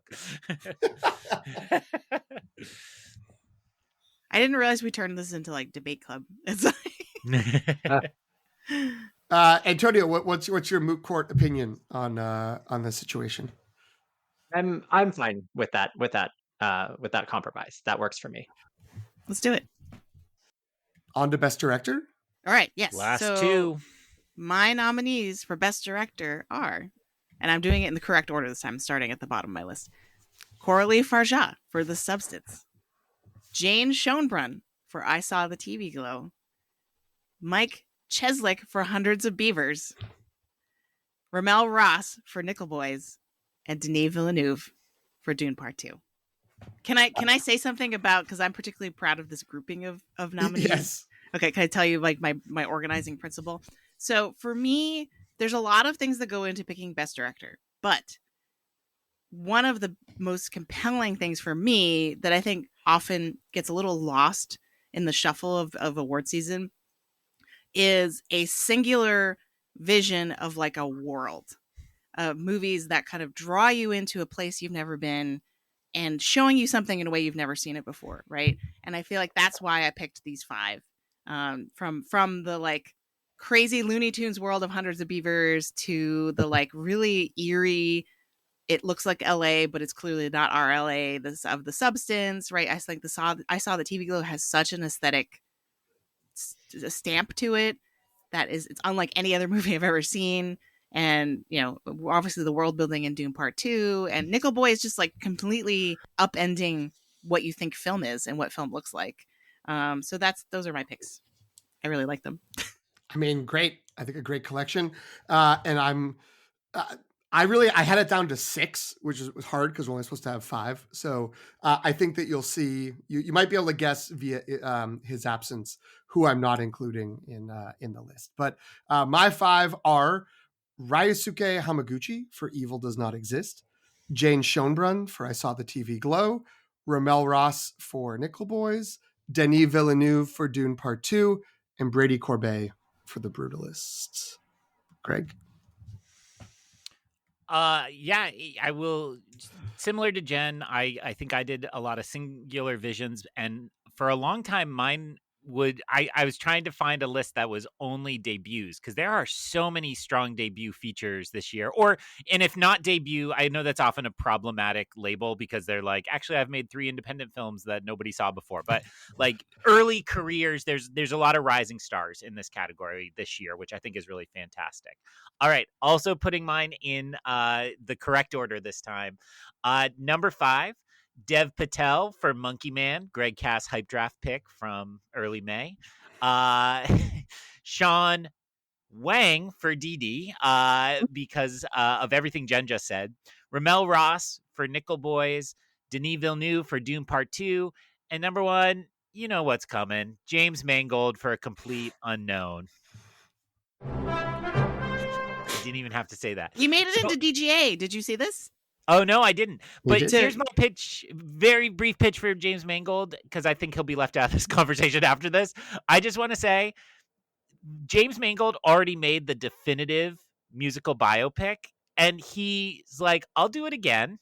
And this time, I will do half of what annoys you about this genre harder, and you will still love it. And I'll do other stuff, but I will do it harder. And he stuck with it. So I really respect it, even though I think he'll be left out. Antonio, what are your picks? So I think that I had a lot of the same criteria, even if I don't have some of this, a lot of the same movies. But the first I know none of you have. Jean Audiard for Amelia Perez. I think, say what you will about the movie, that is a director's vision. Sean Baker for Honora, Ramel Ross for Nickel Boys, Brady Corbet for The Brutalist, and my number 1 pick, Denis Villeneuve for Dune Part 2. Ooh, who is probably not getting an Oscar nomination, which And is so depressing. Well, then I'm glad it's here. I'm glad he's here. Let's fix this now. Let's Oscar flash forward this and preemptive Oscar fairy. preemptive Oscar fairy. Yeah, I mean that film is incredible, and like it still resonates with me. I know when did it come out? April, right? And it just remains the most thrilling experience I had at the movies this year. So it's to me, like I loved Brady Corbet's Vision in The Brutalist. That was a movie, and I didn't want to see, and I wasn't convinced until like a few minutes in, and then once I sort of surrendered to the film, it rewarded my openness to it. But for me, it's Dune Part Two. Ramel Ross, I think, was also incredible for Nickel Boys. I think I had a few more issues with maybe certain parts of that film than I did with the first two. What do you all think? Yeah, I mean, I'm with you. I think that maybe outside of the context of the actual award season, I would be leaning a little bit more towards like, oh, maybe we should go with Ramel Ross, who all four of us nominated, or we should go with Brady Corbet, who only two of us nominated, but like the accomplishment of that epic scope on such a small budget and from such a sort of, I don't know, unknown. Basically, he's done a couple of movies, but he accomplished that level of execution.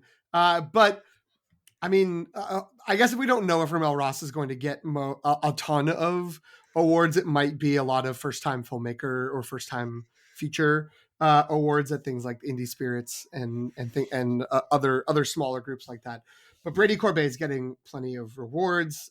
Seems on the path to get Best Director currently, and yeah, I mean, Dune Part Two is to me still clearly that top movie of the year, and a big part of that is the directing of it. So I think it makes sense to give it to Denis, who was also nominated by all four of us. I will just note. I was like I've been a cooler voice on Dude. Am I just negative on this show? Is that all I am these days? I don't know. Too much, Craig. Maybe I don't know. I think I'm just unaligned with you all. There's some like West Coast East Coast thing starting up right now. So what came to me the other day is I found out one of our great independent theaters here in Boston is in the coming weeks doing a Dune double feature. And I was like, oh my God, that sounds like transcendently incredible. Like I want to go get my giant popcorn, and they have a bar, so like 4 beers over the course, and just like languish in the world of Dune for so long. And that there's so many bad sci-fi movies that come out, and there's so many bad adaptations that come out. Like it's just incredible to me that we have not one but two so kind of perfectly flawless films as a part of this. Coincidentally, between our two recordings of this episode, I listened to Matt Bellamy interview Denis Villeneuve, and like to hear him talk again about how much he loves this material and how thoughtful he was about it was just incredible. And I do think, 2 years from now, 3 years from now, we're going to just constantly be wondering how this happened. And I think it really does come down to last year should have been Oppenheimer versus Dune 2, and this just got forgotten, and it's a shame. So if we can rectify that preemptively here, I'm all for Denis Villeneuve for the lead director. I think the Nolan comparison is apt because, genre I think is really the only thing that separates Oppenheimer from Dune, because both of them are kind of trying to innovate with the technology and the actual like technical side of the filmmaking, and they both have kind of big sweeping perspectives that they're sharing. You know what I mean? Like, so I agree. Yeah, I think we're just kind of we're all patting each other on the back to be like, look at this good thing that we're doing. What a great choice you did. The question is honorable mention. Who's these are? That's tougher. Yeah. Well, do we have any? Does anyone want to advocate for adding like a non-consensus? I mean, I think I would like to move forward. Coralie Fargeau. Is that how you say her name? Fargeau, I think. Although the Golden Globe said Fargeet. Great. So it's no one knows still. I mean, maybe the Golden Globes, despite their foreign press roots, are not the best authority in terms of pronunciation of anything. Everyone's drunk there, but yeah, I mean, I think that just not just because it would be good to have another woman in the list, but I think that was an important vision, was in the running for mine, just couldn't crack my 5, but I would have liked to have had her in the list. So I'll put her down in the shout outs. Thanks, PT. I would co-endorse that. I actually think I kind of forgot her here, and as I was doing my figuring, substance, I worked from my list of favorite movies of the years, and Substance is just in that like A- B+ category. It didn't quite crack that top tier, is part of that.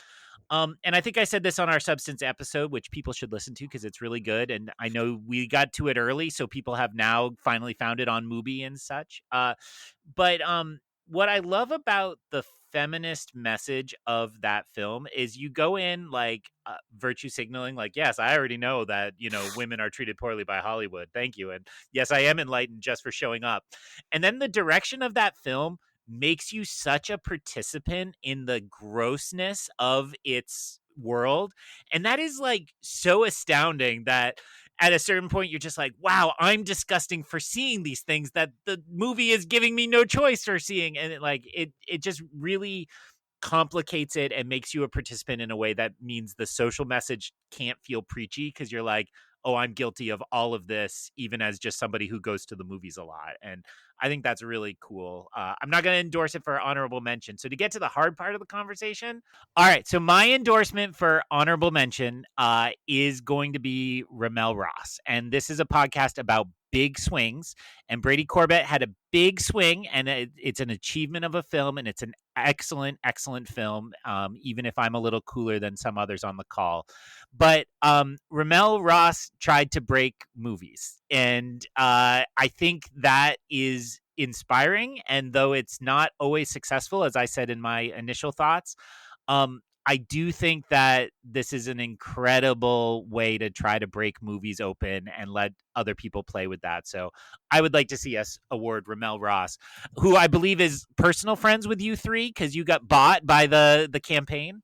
For me, I just want to point out that Ramel Ross and Coralie Farja are in control of the visual language of cinema, right? And they are using their mastery of the visual language of cinema to actively rebel against it and to say something about it and critique it. And I think that's really amazing. Oftentimes with student papers, we talk about control, right? Like how much in control of the argument or if of the writing and the language is the writer. And I think for both of them, it's like they only by being masters film at their craft are they able to throw the language of cinema back at the canon and be like, I have some things to say about this, right? Yeah. And also, like, the experimental aspects of Nickel Boys aren't experiments for experimentation's sake. They're experiments that very much have that they're integrated organically into the storytelling, and it's important that the story be told this way to tell the story in the way that they want to tell it. And while it was disorienting at the beginning, I remember telling PT, I was like, for the first like 20 minutes, I was like, I'm not gonna like this. I'm not liking this. Something's wrong. But once I adjusted, the the there are lots of payoffs. There's some moments, again, we're going to get to like a review of this where it was maybe less successful in individual moments, but the overall impact of it was it just like was a lacerating film in a good way. And so I completely support Ramel Ross as our honorable mention here. I do as well, and just the math of it, of that's the only other name we all nominated, so it kind of makes sense that like we all had Villeneuve either first or second, and then we all had Ross on our list somewhere. So I think that does make sense. This is I feel like I may be the only person out there in this award season who will draw this comparison, but I think the Nickel Boys experience was similar in one sense to the Hundreds of Beavers experience, which is like you get like 10 minutes in, you're like, I get it. Like, okay, like cool. Like I'm glad you figured it out. But then sticking with it and seeing how it blossoms and develops and grows to very different ends, to one of them being just supremely silly and dumb and not trying to do anything, and the other trying to deconstruct cinema and really have a different experience as an audience member compared to the usual intake of storytelling, is remarkable. And yeah, I think this is definitely a place where it is good to reward that, with because of the towering achievement of Denis Villeneuve in Dune Part 2, who is our winner. Ramel Ross and Nickel Boys, only an honorable mention, but in a crowded category. Wow, what a great thing to have accomplished. So great. Also, an aspiring can't wait to see the career, right? It's because he's a younger filmmaker. Like, can't wait to see it. Yeah, which I mean, and our other nominees, Jane Schoenbrunn, Brady Corbet, and Coralie Farja, all similarly like still pretty, only a couple of movies in, I guess 3 movies for Corbet. So it'll be exciting. We have a lot to look forward to. Should we move on to our final and biggest category? I love it. Yes, let's do it. So my nominees for Best Picture are Conclave, Challengers, Flow, which is a last minute change because I had not seen Flow when we started the other part of our recording. A Real Pain, Nickel Boys, Hundreds of Beavers, Anora, Wicked, sorry, Hard Truths, Sorry. and Doom. No reason to apologize. Yeah. Sorry, Jen, we talked over your last couple. Oh no, it's okay. Hard Truths and Dune Part 2. Outstanding. I love it. My 10 are from bottom to top: The Brutalist, Dee Dee, Nickel Boys, Hard Truths. We're not apologizing. Furiosa, Mad Max Saga, Kneecap, Hundreds of Beavers, I Saw the TV Glow, Anora, and Dune Part 2. My list, I went right back straight to my post, and I was like, if my list from Letterboxd is my real list, I can't be too clever by half or work with list construction. So straight off that list is Flow, Dune Part 2, Saturday Night, Sing Sing, A Real Pain, Civil War, Seed of the Sacred Fig, We Live in Time, Conclave, and Complete Unknown. I can't believe Flow is making it on this list. Sorry, continue. I haven't seen Flow. I think maybe today. But so my top 10, keeping in mind I haven't seen Flow: Hard Truths, His Three Daughters, Anora, Challengers, Amelia Perez, Hitman, Dee Dee, The Brutalist, Nickel Boys, Dune Part 2.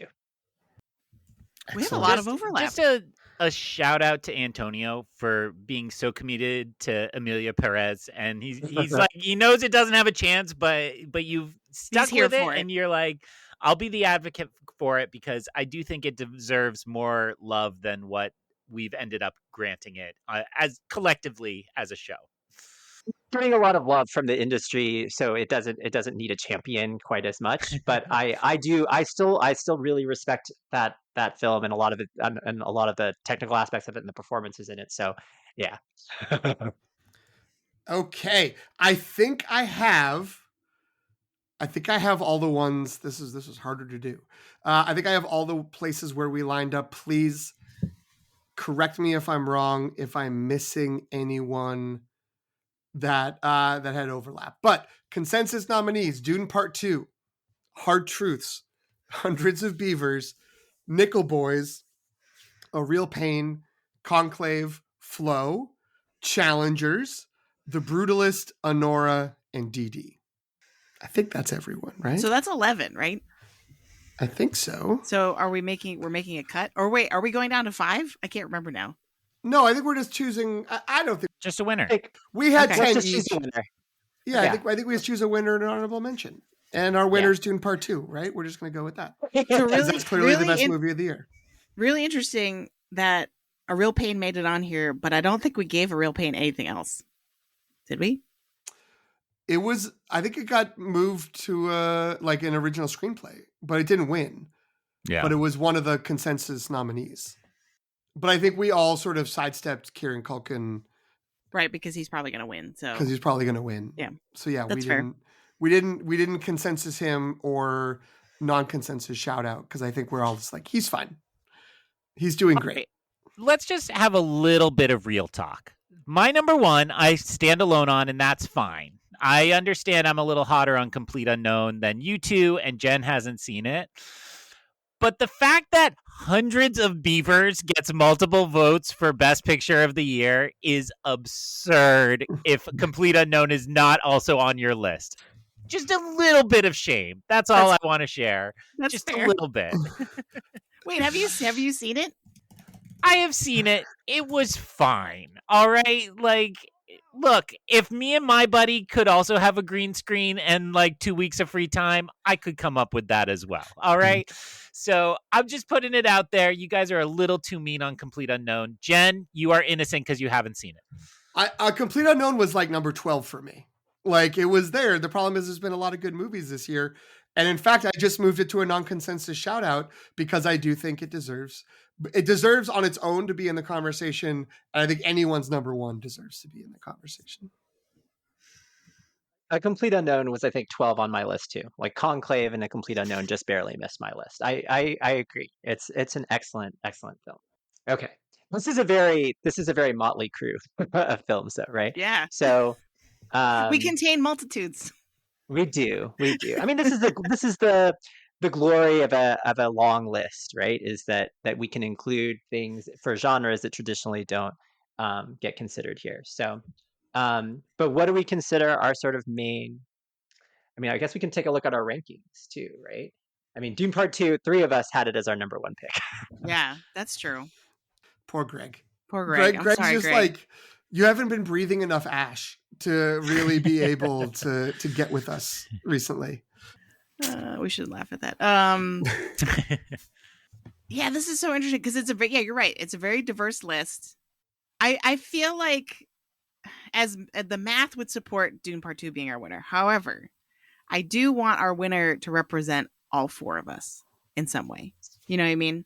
So the question then becomes, is there another film that feels more like a consensus for all four of us as a winner?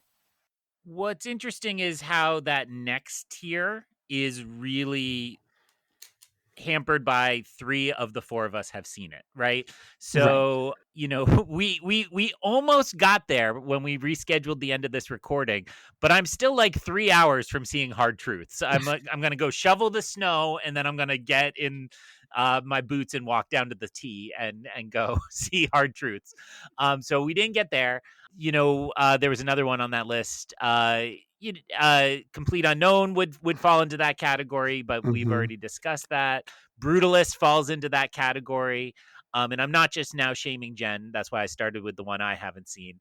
I do think Flow would end up much higher if the other two of you had seen it, because I think you're both going to really enjoy it. So this is my long-winded way of saying, I think even though it's a little bit of a shame that director and best picture are linked at the letters as well as everywhere else, I am absolutely fine with the Dune Part 2 victory. I will letters ferry this sometime in the future when you all fill in what you have missed this season. But look, it's an astounding achievement. I think the narrative is correct that nobody's going to be this high on Dune come Messiah. So I think now is the time to award this, and then we'll all pretend the third one never happened once it comes out. Yeah, we want to be on the right side of history for this. Yeah. I do think, Jen, to what you were saying earlier about how this is similar to Oppenheimer, it is that weird, like it's the second chapter of a one book, but also it's probably the middle of a trilogy because they were aiming, you know, they were, even when this came out and there was some like question of like, are they going to not announce a third movie until this tries to get a bunch of Oscars? But then they did anyway. So yeah, it is in the middle, but like some of the best movies, especially genre movies that we know, are in the middle of trilogies, and some of those trilogies ended great. Some of them ended fine. Some of them ended terribly. But you know, Empire Strikes Back, the Dark Knight, The Two Towers, Godfather Part 2, like these are all these are all great middle entries, and I think it's very fair and wise for us to award Dune Part Two as the winner for the year. And I don't really know where we can go in terms of an honorable mention. We could, in theory, not do one and just say, we award this winner, and then maybe it's kind of a TBD, because there are some movies like the one I haven't seen, Flow. I don't know if Flow would have cracked my top 10, regardless of how good it is, just because this 10 was already really hard to get into. But that said, like, I haven't seen Seed of the Sacred Fake, which I know Greg loved, and I would love to have seen that. So I think that there's, it's possible that we may end up feeling like, between different opinions of the movies and also needing to fill out the experiences, that we don't have an honorable mention right now.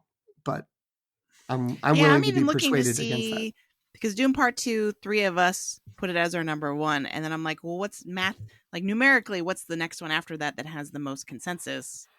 And I don't know if I can come up with, there isn't another one that had 3 of us picking it, I think.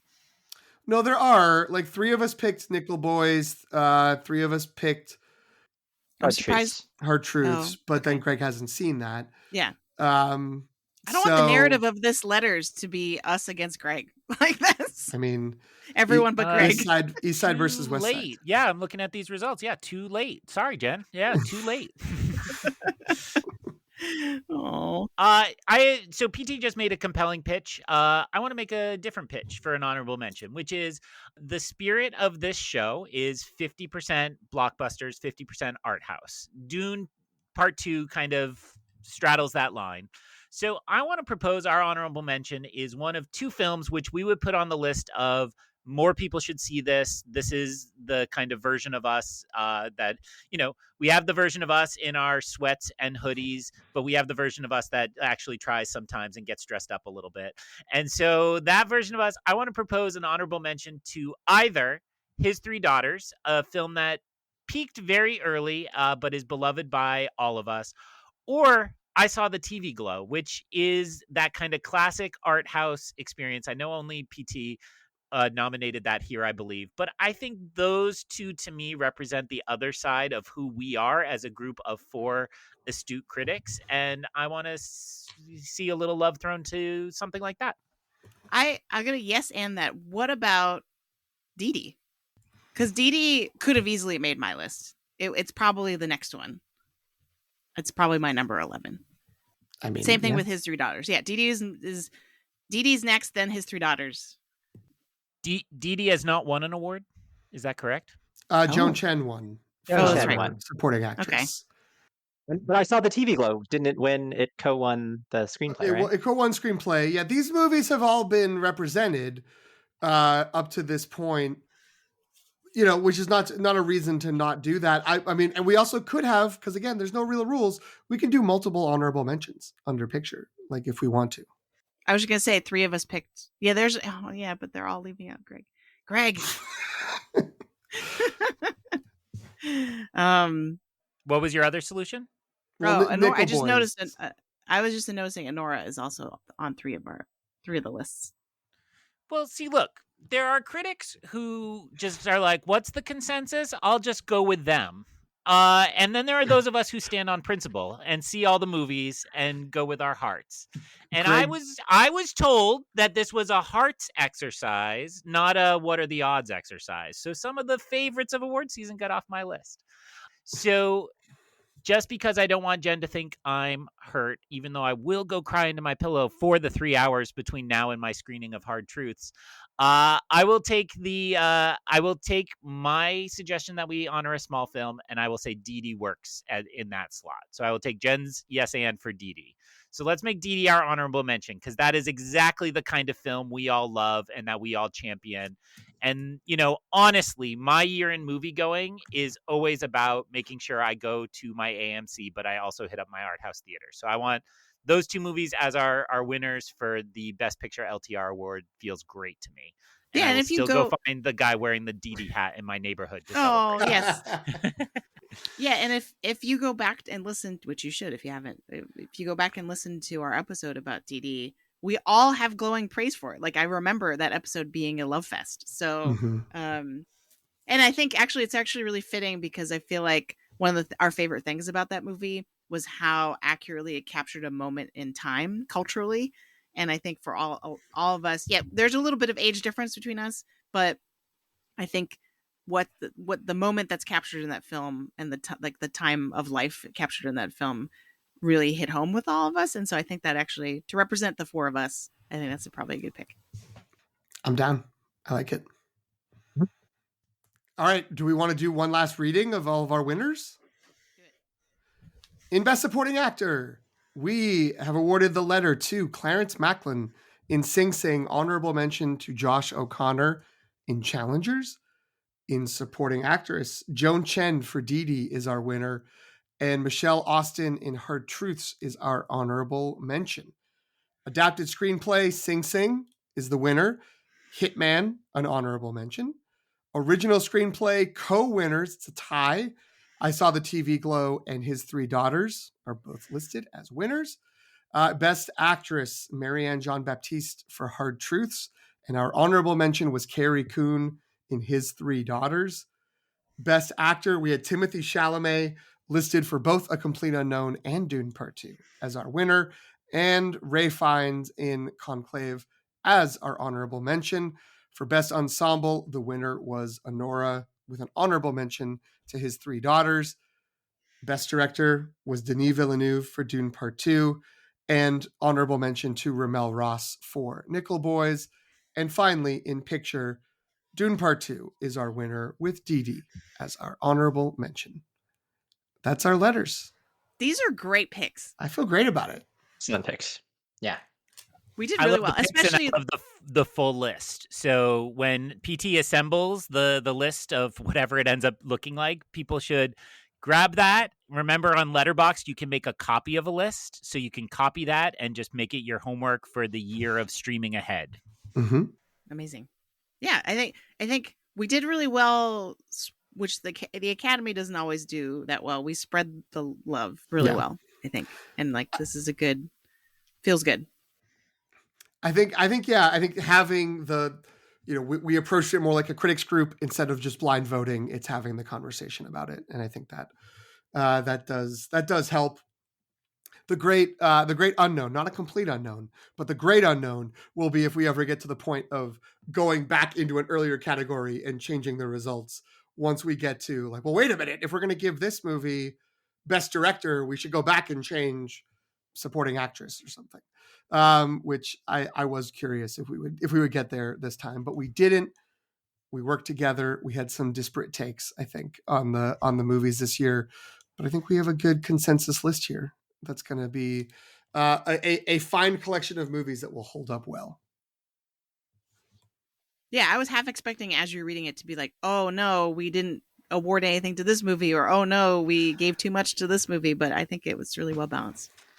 Yeah, I feel like the substance stands out maybe as one we didn't reward, but I don't know if we all loved that one as much as say I did. So, I think there's maybe like a couple of movies that we didn't give anything to. Like I think technically The Brutalist didn't win anything, but That's fine. Oh, only 3 of us have seen it and one of us thinks it's not that good. So I think that's fair. And there's only so many times we can leave Greg on the outside looking in. Well, of the circle. all joking aside, I think this was meant to be a bad year in movies between the pandemic, lingering effects, and the strikes. And I think the takeaway from this discussion, for me anyway, other than standing alone on my principles, is that this was a great year in movies. And there are, if you took all those winners off the board and even sometimes all our consensus picks, I think we could come up with a list of 5 nominees worth seeing, even if not perfect. So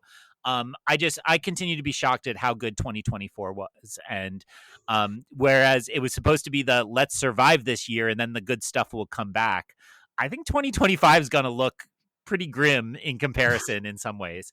Yes, we get Marvel movies again, but at what cost? At what cost? we get Mickey 17. Maybe they're going to keep delaying it. Oh, yeah, you might be right. All right. Well, thanks. Thank you all. This is such a joy and a treat to do. I'm so glad we are continuing and making it an annual tradition. And we partly are timing this. We don't have like delusions of grandeur about this actually reaching any Academy voters, but that's kind of the spirit we were kind of going into this with, where these are the winners that we would like to advocate for, and they may be winners that are largely forgotten by the award season this year and the Oscars. So just keep that in mind, is that these are our endorsements, and if you happen to know an Academy voter or have any kind of influence at all, notice that that we are intending this as an FYC plug. So Antonio, where can folks find you? And I know there's only one place. You can find me on Letterboxd at Aelefano, Aelefano. Greg, where can people find you? People can find me on Letterboxd at IonCanon, EYEONCANON. My current project is scratching off all the titles on my 100 Essential Movies poster. PT, where can people find you? You can find me on Letterboxd at PT McNiff, PTMCNIFF. You can also find the show there at LTR Pod. That's where you'll be able to find the lists of both the winners and eventually, when I can pull this together, the nominees. We had a lot of nominees, so we'll have those lists up there. You can also follow us on Instagram, Threads, and Blue Sky at The Long Take Review. You can also subscribe and follow us wherever you get your podcast, wherever you're listening right now. Why don't you just hit that subscribe button? Jen, where can folks find you? You can find me on Instagram, Threads, and Blue Sky at Sopchakchai, SOPCHOCKCHAI. And you can find me on Letterboxd. Click on Jen. We did it. Thanks for listening. You can follow The Long Take Review on Substack at thelongtake.substack.com. Subscribe for free to receive new podcast episodes, as well as written reviews of films with Oscar buzz and new films and series from pop franchises like Star Wars and Marvel. What happens if Greg goes to see Hard Truths and hates it? Oh. I feel like that's going to be... See, I'm hoping the opposite. I'm hoping, Greg, if you go see Hard Truths and it's changing your life, we come back and we'll make that the honorable mention for Best Picture. Or if you come back and you hate it, maybe we have to reopen some of the categories. I'm not moving on Marianne Jean Baptiste. Screw you, Greg. No, neither am I. But if Greg really wanted, we could tweak supporting actress honorable mention. I love Michelle Austin, but if he's just like, this freaking movie sucked, yeah, I think he's gonna like it. I think he will too.